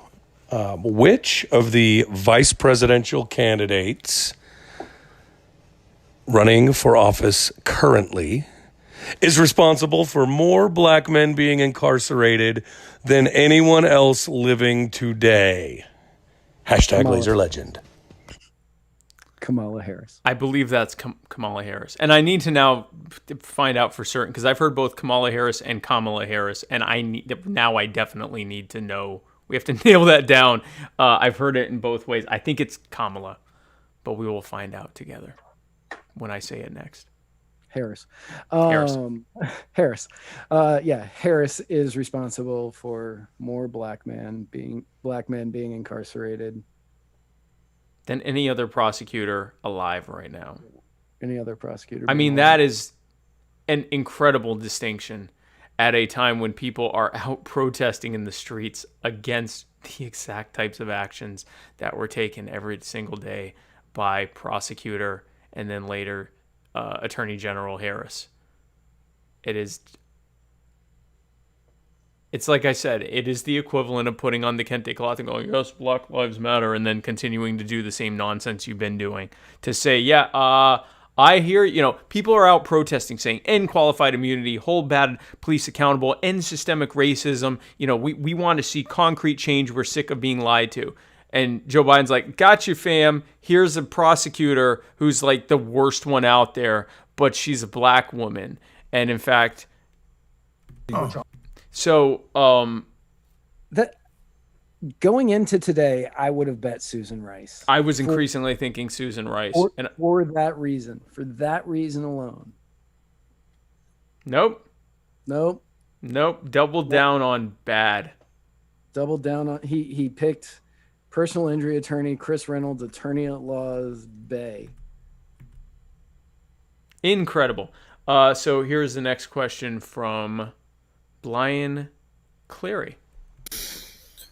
Spike and Matt, hey, real quick question. So, where the Libertarian Party does not have the financial backing of the Democratic and Republican parties, doesn't have the billionaires and so on and so forth donating, how does the Jorgensen-Cohen campaign plan to reach mainstream Americans? I know I've seen a few ads pop up on different streaming services and so on, but how do you all plan to get your message out to more Americans so it can be seen? I know social media has been the primary way so far. Right. But do you all have any other plans moving forward? Thank you. Well, we have some stuff coming up. We have the bus tour that is coming up. Joe has been doing a bus tour and getting a lot of local media when she's going through that local and regional media. I will be then starting on the 19th. I'll be going and finishing off that tour through the Midwest and Western states, ending in Seattle, and getting local media, meeting with local coalition groups and so forth. The short answer is we just got to keep plugging away, and we are seeing an increase in the reach, and we are seeing an increase in the engagement and in the number of people that are on the ground that are doing the phone banking and the text banking and the email banking and all the stuff that we need to get that 15% to get on the debate stage, which I think it secures us the win at that point. The way to get people's attention is with incredibly bold messaging. And so, for example, when it comes to Kamala Harris or Kamala Harris, we're going to find out when it comes to Senator Harris, Prosecutor Harris, we are going to be the only ones who will be flat out about why she is a terrible pick and why she is the most logical pick for a uniquely terrible candidate, or I shouldn't even say uniquely terrible, but a also terrible candidate in Joe Biden, and how Donald Trump is certainly no better and neither is Mike Pence. It is a messaging that Trump and Pence cannot do because her policies of criminalizing and victimizing Americans, especially the most marginalized among us, is their policy as well. We're the only ones in a climate where people are taking to the streets demanding that their lives be respected and treated as though they matter. We will be the only people who are consistently saying that these things need to end and that the folks who are running against us are part and parcel of the problem. They are the people who created the problem. They are the people who enforced the problem. So that is how we do it. We just get in front of people, as many as we can. We share the message in an unvarnished and empathetic and engaging and dynamic way, and we demonstrate that we're the only true viable option. That gets us what we need in opinion polling to get on the debate stage, and once we're on the debate stage, it's over. Mike Pence and Prosecutor Harris have nothing for me. Donald Trump and Joe Biden have nothing for Joe Jorgensen. That will be the end of that. That will begin the narrative of don't throw your vote away voting for Joe Biden and Donald Trump. Excuse me. Yeah. And so here is our next question from Alex, either Boyer or Boyer. I don't know. Hello. This is Alex from Virginia calling in on the Chris Reynolds anchor call-in moment? He tried. Question for Matt and Spike. Rick, he wasn't Rosh wrong. Hashanah. He wasn't wrong. He wasn't wrong. Like he was not wrong. It wasn't the whole. It wasn't the whole thing. Right. It just even Matt Hicks gets it wrong. It was he at least said the Chris Reynolds anchor call-in moment. That's not incorrect. And brevity being, the key to any good story. That's probably the thing we should have named it, but the personal injury attorney, Chris Reynolds, attorney at law, anchor call-in moment just rolls right off. It rolls off the tongue. We couldn't not say that. But he's right. This is the Chris Reynolds anchor call-in moment. Rick, Rosh Hashanah, Cohen. Where did Rosh Hashanah, Cohen, Matt and Spike, I missed Rick, this Matt and Spike, Rick, Rosh Hashanah, Cohen, where do you stand on the minting of pennies and nickels, and what will you do to get rid of it and move to an Ethereum-based economy? Rick, Rosh Hashanah. That's good. I have to say that is good. God, am I going to have to come up with rapper names for you? And they can't just be Jew. Because you've gotten where you're just Jupac. Or it's my second one. Or if it's Post Malone, you'll be Jew Malone. I have not gotten that bad. I have not gotten that. Yet. Yeah, there's a chance that I get there. Yet. Rick Rosh Hashanah Rick is Rosh Hashanah, that's one gold. of my favorites. That's gold. It's so good that I think I forgot his. Pennies and nickels. So I'm not so sure with nickels, but definitely with pennies, like enough already.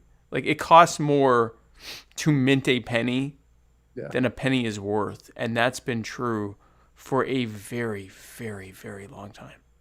Both because of and this is the nature of why the Fed is terrible.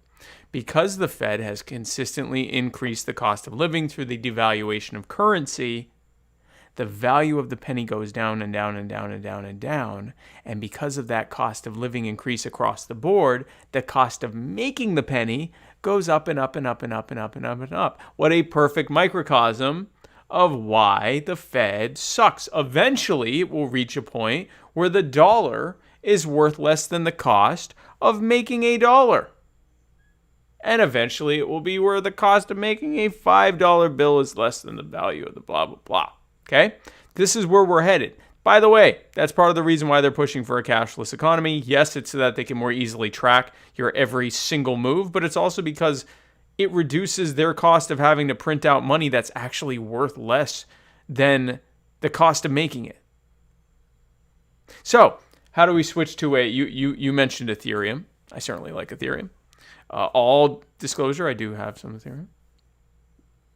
Lost it in a tragic computer crash. Wallet. Crypto wallet. I forgot my password to my crypto wallet. At sea, on my boat. It's very sad. The stored password on my phone sank. I lost the password on my boat. The answer is that Joe believes in ending the Fed and moving us to free market-based currency, transitioning us over to a free market-based currency. And I personally believe, and I would say Joe probably agrees with me on this as well, that free market will move towards cryptocurrency. Blockchain is the future. But we leave it up to the free market to determine what it is. I don't think it's going to be physically printed money. There may be some aspect where that's helpful, but I think just in general, even long before this pandemic, we were moving away from that. And the only concern there is that by having everything on a ledger like that, it means the government can track your every move. The beauty of cryptocurrency is, depending how it's set up, they can't. Which is another reason for it. And this isn't so you can go and buy prostitutes and cocaine and machine guns and hire people to kill each other. It's none of that. It's none of anyone's business what you do with your money. Right. But you can't. It's none of their business. And it's certainly not the government's business what you do with your money. Whether you're buying hookers and cocaine, which is your right, or I guess you'd be technically renting the sex workers and buying the cocaine. You'd be buying the cocaine. You would not be renting the cocaine. You would be renting the services of the sex workers, and then you would be buying the cocaine. That's your right, if you want to do that. If you want to buy milk and bread, whatever, it is no one's business what you're doing.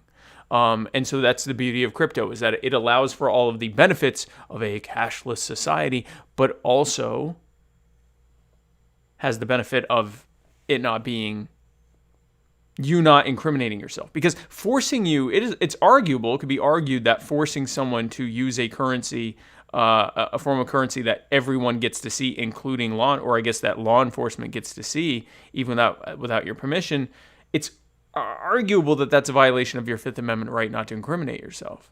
At the very least, it goes against the spirit and the ethics of the Constitution, which is that you should be able to do things without it being anyone's business. Speaking of minding your business and money, the very first coins, the continental U.S. coins, the very first coins that were minted by Ben Franklin himself, I believe. Is that correct?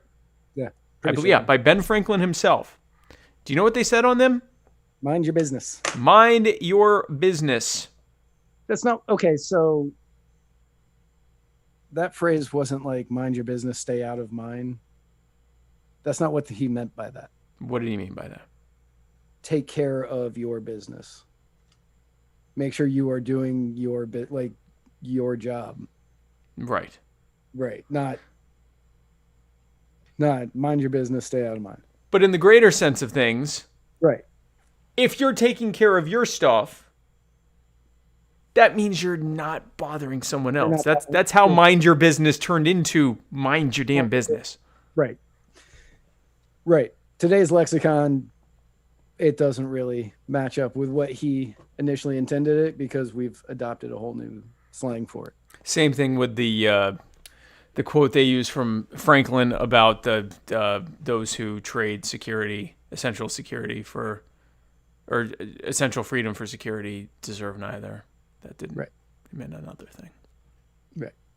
But mind your business. So, final question is from Chris Reynolds himself. What a fantastic moment for us all to share now. If this is about soccer, I'm walking away. I wouldn't be surprised. I wouldn't either. All right, hold on. Where did that thing? Okay, here we go. From Chris himself. First time, long time. Love what you guys are doing. You guys are the power and really keep me going every single day. So thank you. And I really can't say how grateful I am for everything that you do. I wanted to see if you guys would discuss one of the probably big everything that you do. No, you. I wanted to see if you guys would discuss one of the probably bigger controversies recently. I think you will probably know all about this stuff anyways, especially Spike. So I guess I'll direct this to him. As I'm sure you know, the English Premier League has named Jordan Henderson of Liverpool as Player of the Year, which is one of the most ridiculous things anyone has ever heard. He scored 4 goals this year. There were 5 players that scored more than 20 goals. He's not even the 5th best player on his own squad. So I'd love your guys' thoughts on that, and keep up the good work. Thanks. I've lost a co-host because of this. So I hope you're happy.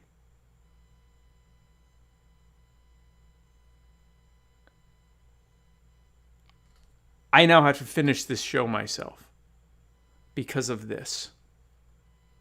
And frankly, you knew this would happen. You knew this would happen.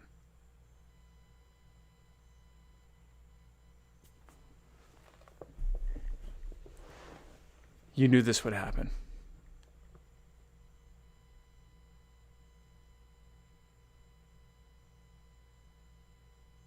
How dare you?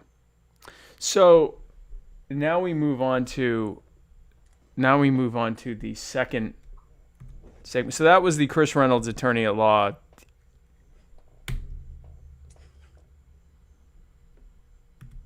So from here until the end of the election season, we will be looking into one of the platforms from Donald Trump or Joe Biden in depth.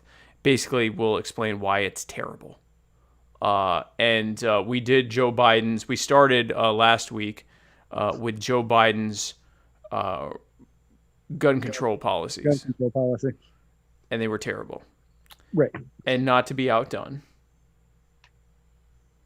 Donald Trump, we're going to talk about his executive orders. So, right, yeah, so we were going to do one of Donald Trump's policies, but if you go to his election website, it doesn't have a list of his policies. Instead, he has a list of accomplishments. I'll put those in quotes. Accomplishments that he's bragging about. And nowhere on there does it say what his plan is for 2021 and beyond. Nope, sure doesn't. Right? It just says the accomplishments.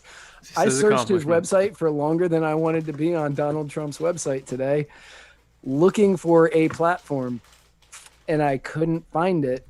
So instead, we're going to talk about the executive orders. Instead, we're going to talk about the executive orders he wrote over the weekend. Yeah, he has nothing here about what he plans to do. It's all just nothing. Oh my gosh, this is just a website made of jingoism. Let me get off of this. Holy hell. Yeah, I was searching it and I was like, okay, well, here's issues. Bam. Okay, nope. That's just accomplishment. No, it's just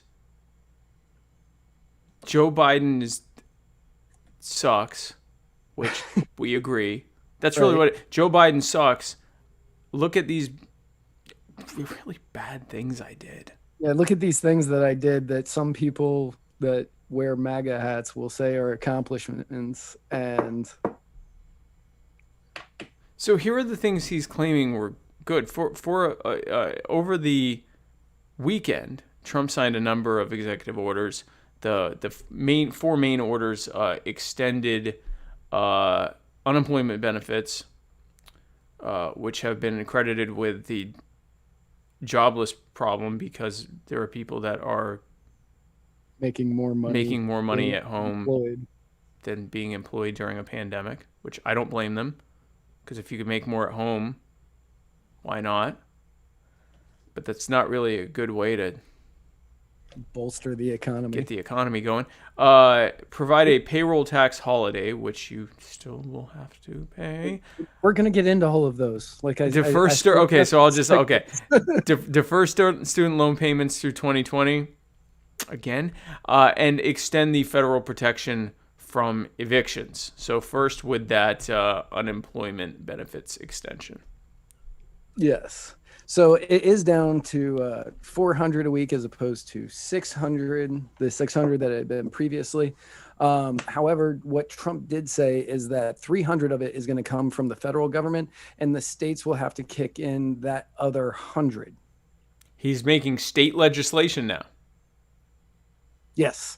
Meaning the president just told states how to spend their money. Does he have? So did the CARES Act give him the authority to do this, or is he just? No. Yeah, because that brings us to the fact that the president can't sign an executive order to provide spending. That has to come from Congress. It's like basic how. So everybody's work, right? Yeah, it's like 101 how laws work. I think I learned that from Schoolhouse Rock. Schoolhouse Rock, yeah. But as was reported today somewhere, but I don't remember where, neither the Republicans nor the Democrats are probably going to sue him over this or try to stop it, because it would be so bad for optics in an election year to stop this unemployment quote unquote stimulus money from getting to the people. So none of them are going to do anything about it, which means that there will be precedent of a president signing an executive order for spending. Yep. We're in a whole new territory with this.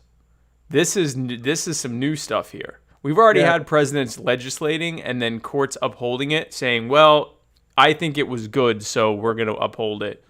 And then even when a future president tries to get rid of it, judges have fought and said, well, it's good policy, though. So now you have the executive branch and the judicial branch legislating and then trying to stop future executive branches from doing the same. This is new. Your executive order to overturn the other executive order can't happen because that executive order was written first? Yeah. This is all new. This is the president saying, and he went ahead and just went all in, because not only is he legislating federal spending, he's legislating state spending. Yep. So he's not just violating the limitations of his branch of government. He's violating the reach of the federal government into the spending legislative decisions of the states. Yep. This is new stuff here. That is one step closer from the United States of America to the United State. Just America. Yeah. Just to the United White House of America. Right. And none of the Democrats, certainly not the constitutional conservative Republicans, we already knew they weren't going to challenge it, because the Constitution to them is something that they grandstand on and give lip service to in between their blatantly unconstitutional acts whenever they see fit.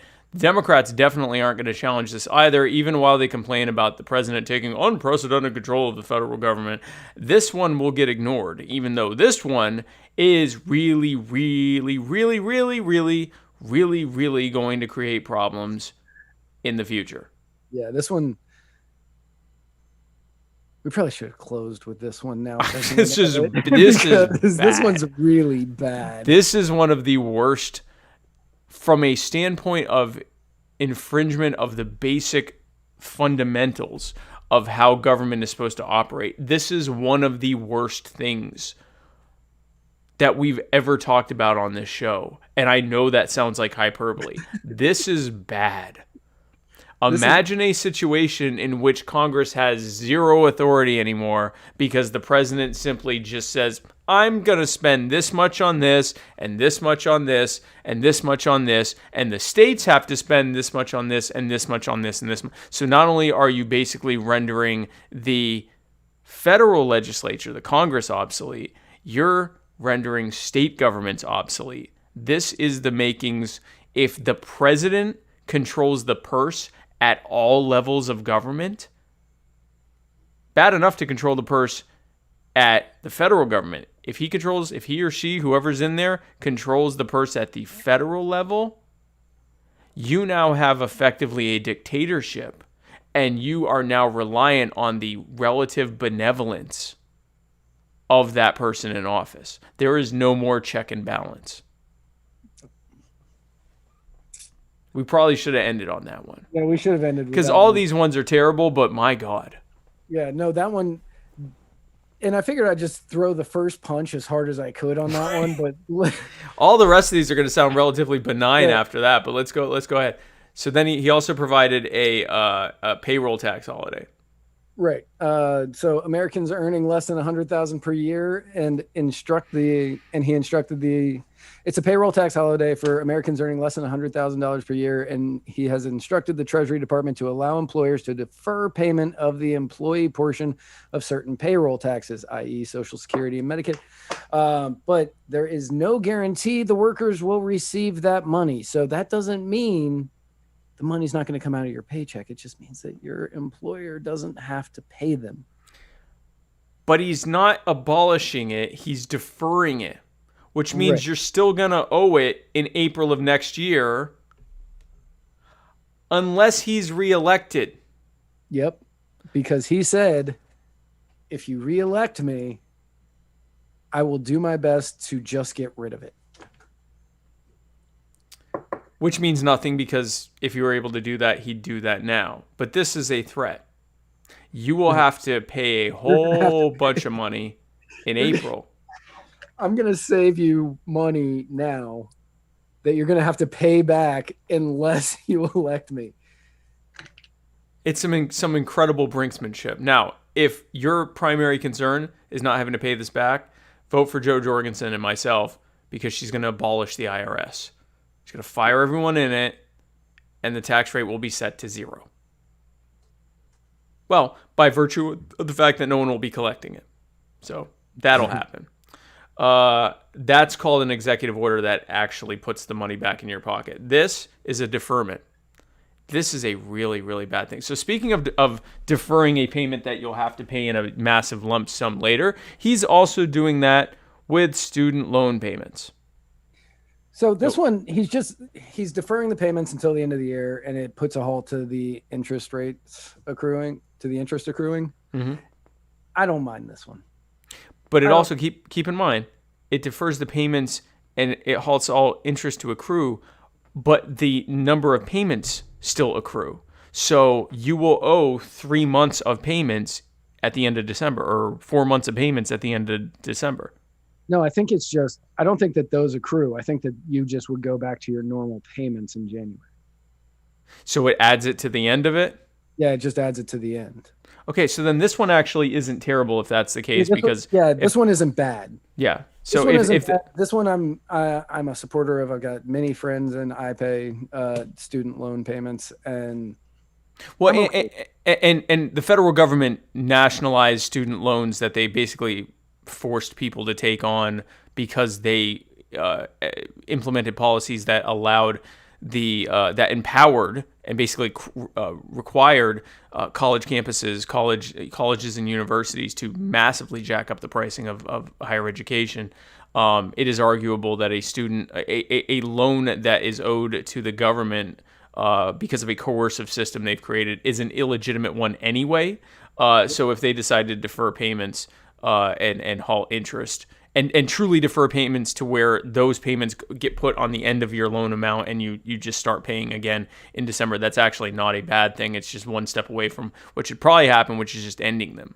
And so then he's also extending the federal protections from evictions. Evictions where the person who owns the home and still has to continue paying the mortgage can't require you to pay rent. Yeah.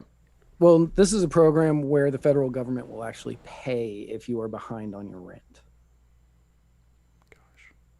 Right. So if somebody falls, but here in Pinellas County, they have a program. I don't remember the name of it right now, but they will give you, if you are behind on your rent up to $4,000, they will send a check for $4,000 to your landlord.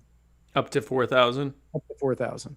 Okay. So if you're behind 3,200, whatever, they will send that check to them if you apply and show that the reason you're behind is because of COVID. So I have a friend who will remain absolutely nameless, who's applying for that in a scheme they worked up with their landlord, so he doesn't have to pay rent for the next 4 months. Wow. Yeah. Which means that's going to be happening a lot. Yeah. Of course, the great news there is they'll be stuck with the bill with interest, because that's how all government payouts happen, is you then have to pay it back with interest, because that's how government is paid for now. So again, all of these don't sound nearly as bad as that first one. That first one is uniquely terrible. Yeah, that first one is really bad. As I was writing the notes, I was like realizing everything that it meant. So that's why I just kept adding more. Yep. And I probably should have just moved it down to the bottom at that point. Yeah. He has also announced a few times over the weekend that he plans on issuing an executive order mandating that insurance companies may not deny health care to those with pre-existing conditions. And I know that many of you may be out there going, wait, isn't this already a thing? Yep. Didn't we about this back in 2012? 2010 was when we first started this stuff. Okay. Yeah. I was like, 2010 was when this debate first started. And you would be correct, because this is already part of Obamacare, the legislation that Trump ran on dismantling, and now he's getting ready to sign an executive order protecting that portion. Yeah. Now, he is calling it a double safety net, and he wants people to know that Republicans care about people too. Nope.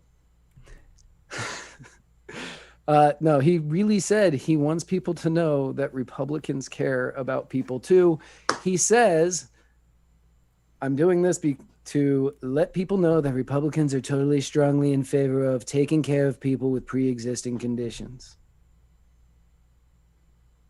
Of course, if you really wanted to take care of people with pre-existing conditions, you would dismantle the system that Republicans and Democrats had created, which drove up the cost of healthcare so massively in the first place and made it so that healthcare was something that was unaffordable for the vast majority of Americans, and leading to a massive power grab system that we have now in the form of Medicare, Medicaid, and the government mandated insurance, which is making way for what they are billing as Medicare for all, but truly is more something between Medicaid for all and the VA for all. Yep. Which will be a terrible system. It will still cost a fortune. It'll just be paid by you with interest in the form of government spending, taxes for that government spending. But it's a good thing that Donald Trump has always believed that it was okay for a president to make laws with the stroke of a pen and without Congress. Oh, wait. No. Yeah. He apparently didn't believe that because July 10th, 2012, he tweeted, "Why is Barack Obama constantly issuing executive orders that are major power grabs of authority?" With then a link to, an Whatever order that was at the time. an order that definitely was not Trump's order to spend money. The state's money. To spend federal money without congressional impetus, and then additionally spend state money. This is not just legislating in spirit. This is just straight up making laws and spending laws and bills and unfunded mandates from the White House for both the federal and state government, and no one will do anything. When asked about it, he'll go, I'm taking care of people, instead of the fact that he's robbing them to pay for a giveaway program he came up with himself. The Republicans who always complain about constitutional authority and overspending by government will say nothing. The Democrats who are complaining about Donald Trump being a fascist and taking power away from Congress and so forth will say nothing. No. And these are perfect examples of what they pretend to be against happening right in front of them. And they're just... If Joe Biden happens to win this election, which I know that Trump's behind in the polls, but I don't see it happening. Joe Jorgensen's going to win, or Trump.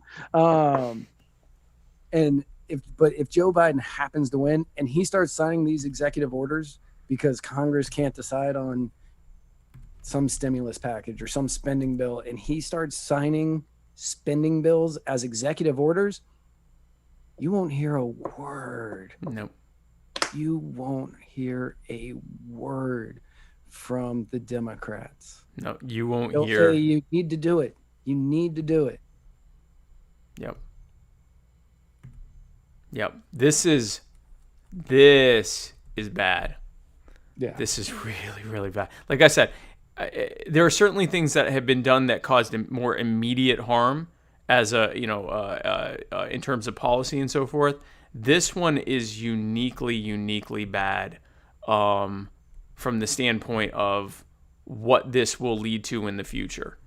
That you will just have a president that is just spending endless money. Congress won't give me the money. I'm just going to sign off. Congress won't give me the money. I'll just spend it myself. The states don't want to spend it. I'll just make them do it. Right. They have to now. And because the precedent is there and no one stopped it, the first time it gets not fight this. They won't fight this. And if it ever does get fought, then it will be easy for whoever president that is to go, well, it's been done multiple times and no one did anything about it then. No one had a problem then. Squirrely Atlas has a good point on YouTube. He says, I'm afraid of an assault weapons ban by executive order if Biden gets in. Yeah. 100%. Assault weapons ban and an additional, in addition to assault weapons ban, the spending to pay for its enforcement.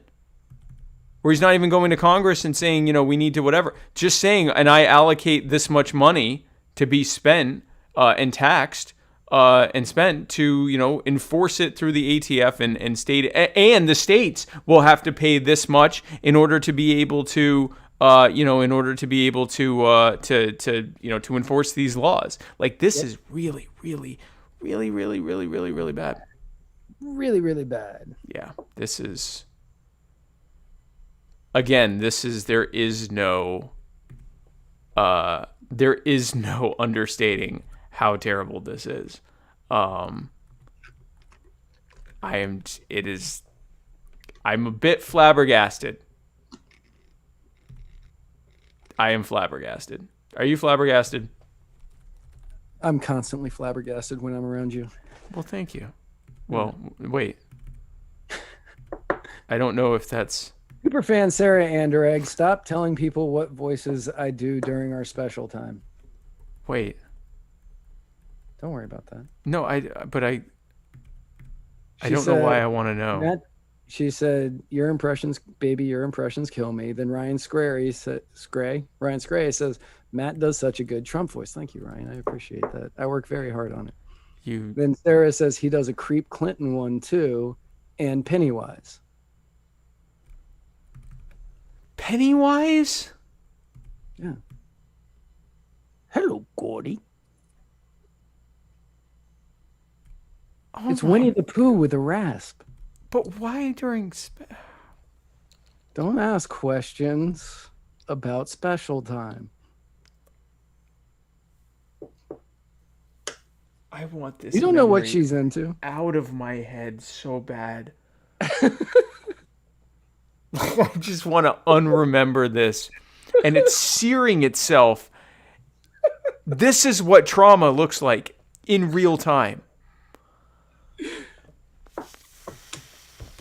I'm going to get past this because I'm a strong person. Hello, Jerry. So, We no. Speaking of the Jorgensen Cohen campaign, my God, there's some great stuff happening on this campaign this week. Don't. So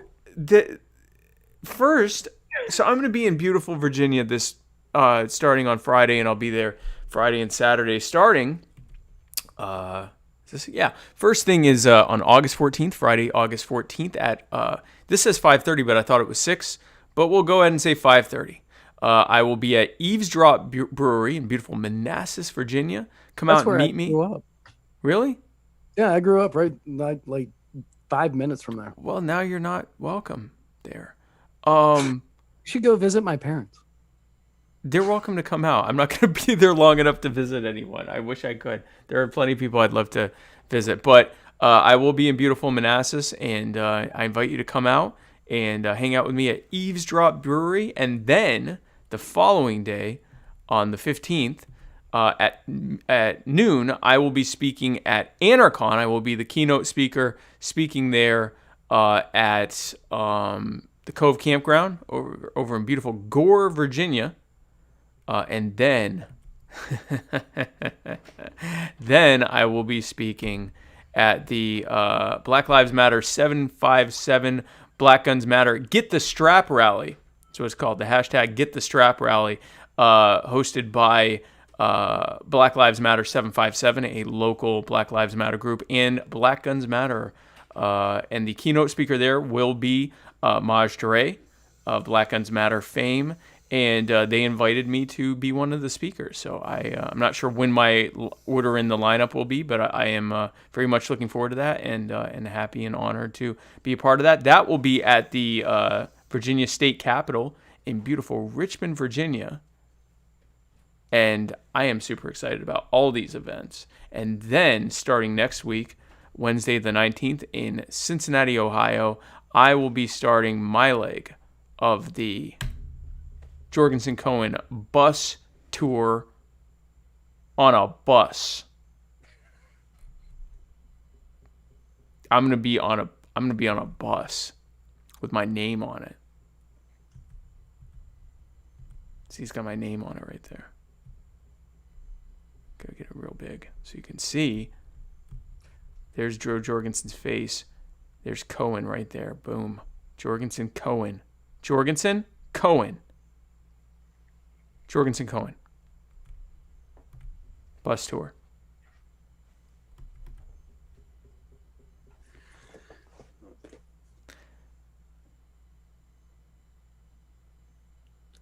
So Matt. So that's going to be happening, and then join us on Tuesday for the Muddy Waters of Freedom, where Matt Wright and I will be right here, parsing through the week's events, like the sweet little summer children that we are. And anybody who enjoys watching me struggle through a show, I will be streaming the next few. Yeah. Yeah, no, we're definitely going to make up for Pennywise. I'll do the entire show as Pennywise. I will leave and fake a internet problem. Forever. Sorry, still got bad. Is your internet bad? Yep. Are you back home? I sure am. How's your internet? Terrible. Terrible. I saw you live streaming earlier. I don't know how because my internet's really bad.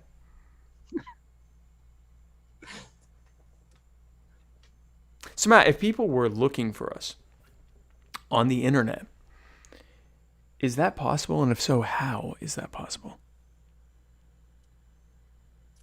Don't do it. I will stop the stream. Don't. It would be possible. Okay. For you old school listeners who enjoy listening to our sweet, sultry, buttery voices, you can find us at anchor.fm/muddiedwaters, where you can also leave us messages that we will play live on the air, and you can also donate to us if you are so inclined. You can find us on all of your favorite social media platforms, and you can find this and every other episode of Muddied Waters of Freedom at muddiedwatersmedia.com. And every episode from Muddy Waters Media, which for the last few weeks has just been this show because I've been so busy that I haven't done my show, My Fellow Americans, but I do plan on restarting that next week because it's definitely not going to be this week. Cassandra Fudge has a very important question. Are you afraid of clowns or just the creepy voice? No, it's neither. I really hate the idea of you having sex, but especially like, I don't mind the idea of you having sex in the abstract because you're a sexual being and that's fine. I'm fine with that. It's that detail that sickens me. And folks, again, this is how trauma works. So you have this dichotomy happening in here where I want this memory to go away and I never want to hear it again. But instead it's burning itself to make sure that not only do I never forget it. You were losing something very important for this memory. Some other memory that's probably a good one. Pythagorean theorem is now gone. Is being put in the dustbin of history. Now you're just getting, hello, Gordy. Ah! And so it's burning so that not only is it something I'll never forget, it's something I'll never stop thinking of.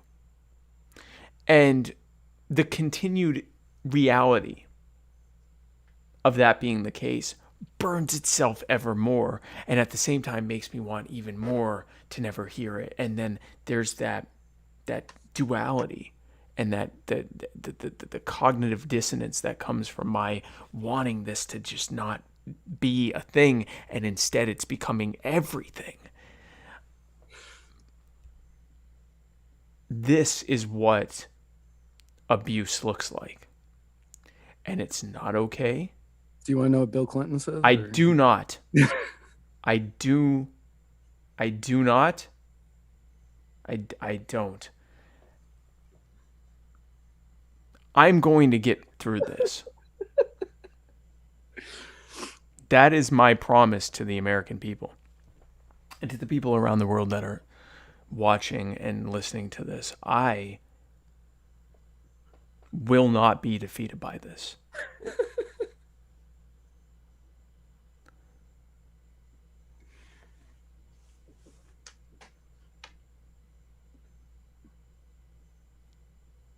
George Bush Sr.? I will win this.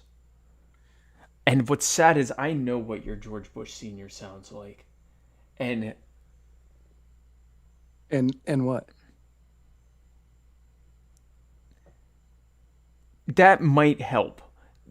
Knowing that. I don't want to hear it. Knowing that actually helps distract from Pennywise. There's just so many questions, and I don't want to know the answers to them. When your mind is flooded with a bad thing that your subconscious wants to know more, because that's the inquisitive nature of our subconscious being. Right. But our conscious is like, no, I want to know less about this.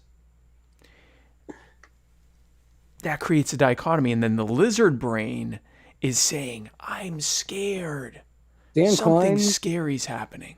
Dan Klein says, I bet he has a good Ross Perot impression in bed too. You would be correct, Dan Klein. My Ross Perot is pretty spot on. Wait.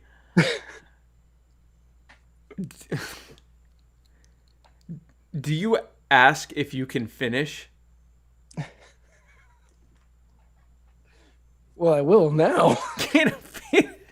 Can I finish? Can I finish? Can I Can I finish? finish? Can I finish? Hey, baby, can I finish? I want to go so far away to a land where no one ever talks to me again.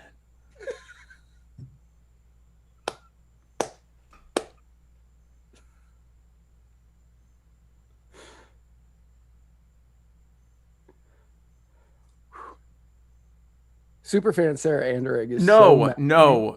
She is so mad at me right now.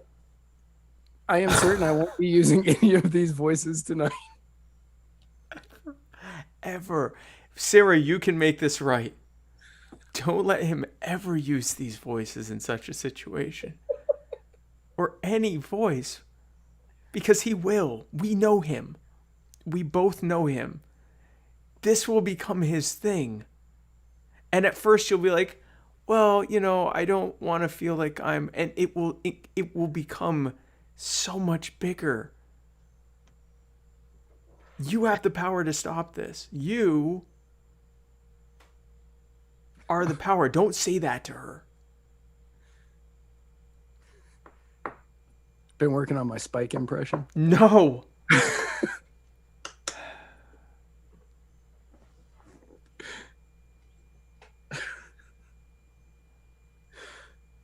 So, folks, thanks for tuning in. I'm sorry. But thanks for tuning in. We will see you next week. And where we're going...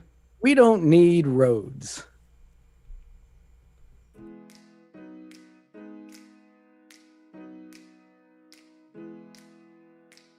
What's going on, Muddied Waters viewers? I am here with my friend Adam the Freeman, and we are here to do something a little in-depth for you today that some of you have asked about.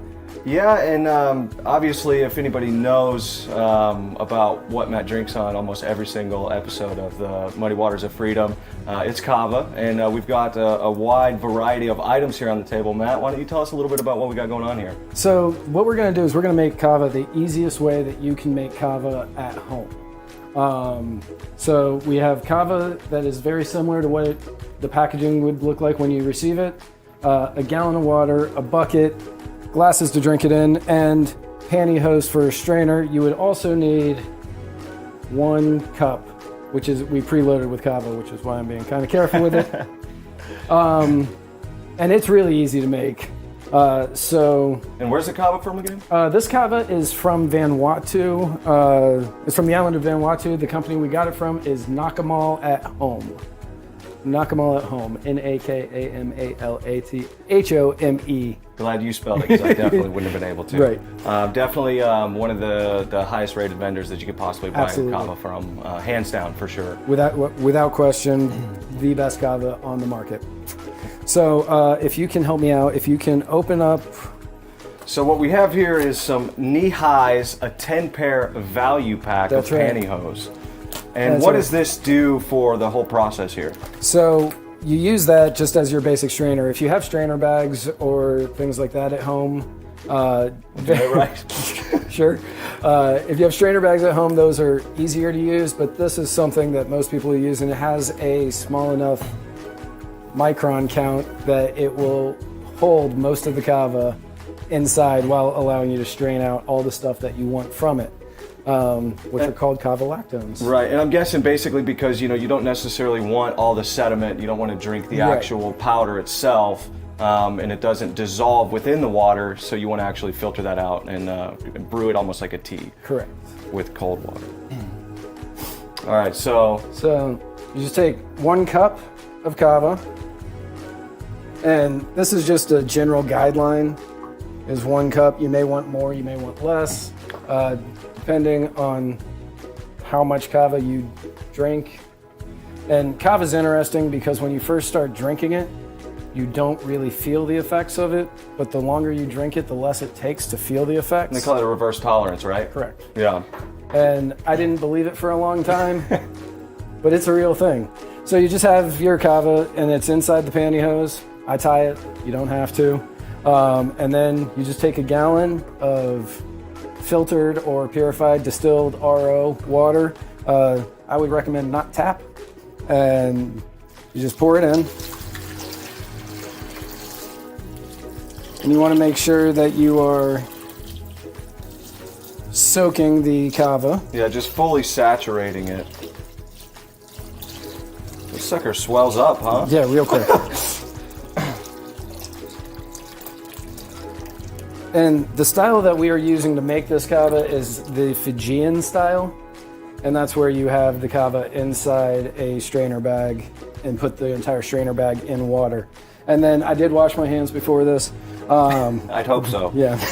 You just got to really get in there, and you want to knead it and go at the kava. You want to try to get all of the kava lactones to mix with the water.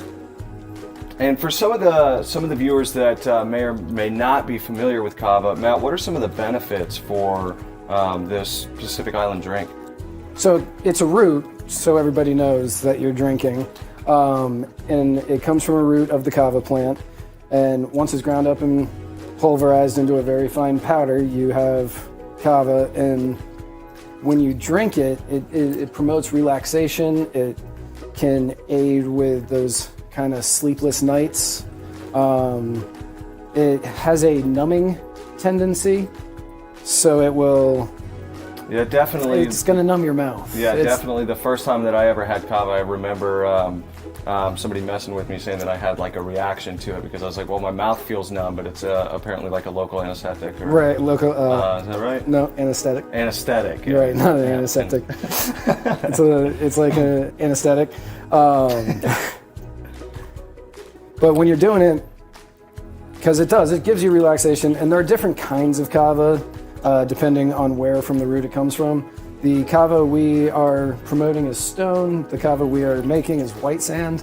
And the white sand is going to give you more of a mind sort of relaxation. It really does help with focus in smaller quantities. In larger quantities, it will destroy that focus very quickly. Yeah, and one thing that I also like to make special note of with kava and the different variants of it, there is a very easily defined palate that you can develop with it. I mean, like stone as an example is very pungent, stronger tasting, stronger smelling, very peppery, as where the white sand is I mean, in my opinion, much easier to drink. Oh, it's definitely very easier smooth, to drink. And then less pungent and less peppery.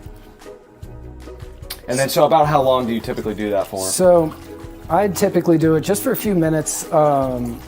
When you are doing it, if you look at the color of the kava that is coming out of the strainer bag, you'll see that it gets lighter as you are doing it. Right, like that? Yeah. So once you get it to the point where it's no longer coming out as a full color and it's kind of opaque. Right. That's when you know you're pretty much done. So only a couple of minutes to do, and then you're done. That's it. And then that's simple enough, right? Yeah, it's basically really simple. And then you pour it into whatever your preferred method of drinking is. Or whatever your available method of drinking is. Yeah, or whatever the available. Because normally, as you see on the show, I drink it in much larger quantities than this. And then traditionally what you do is you would say bula, which is a Fijian greeting for to long life and good health. As we say on the show, though, bula vanaka means the exact same thing. So, bula vanaka. Bula vanaka.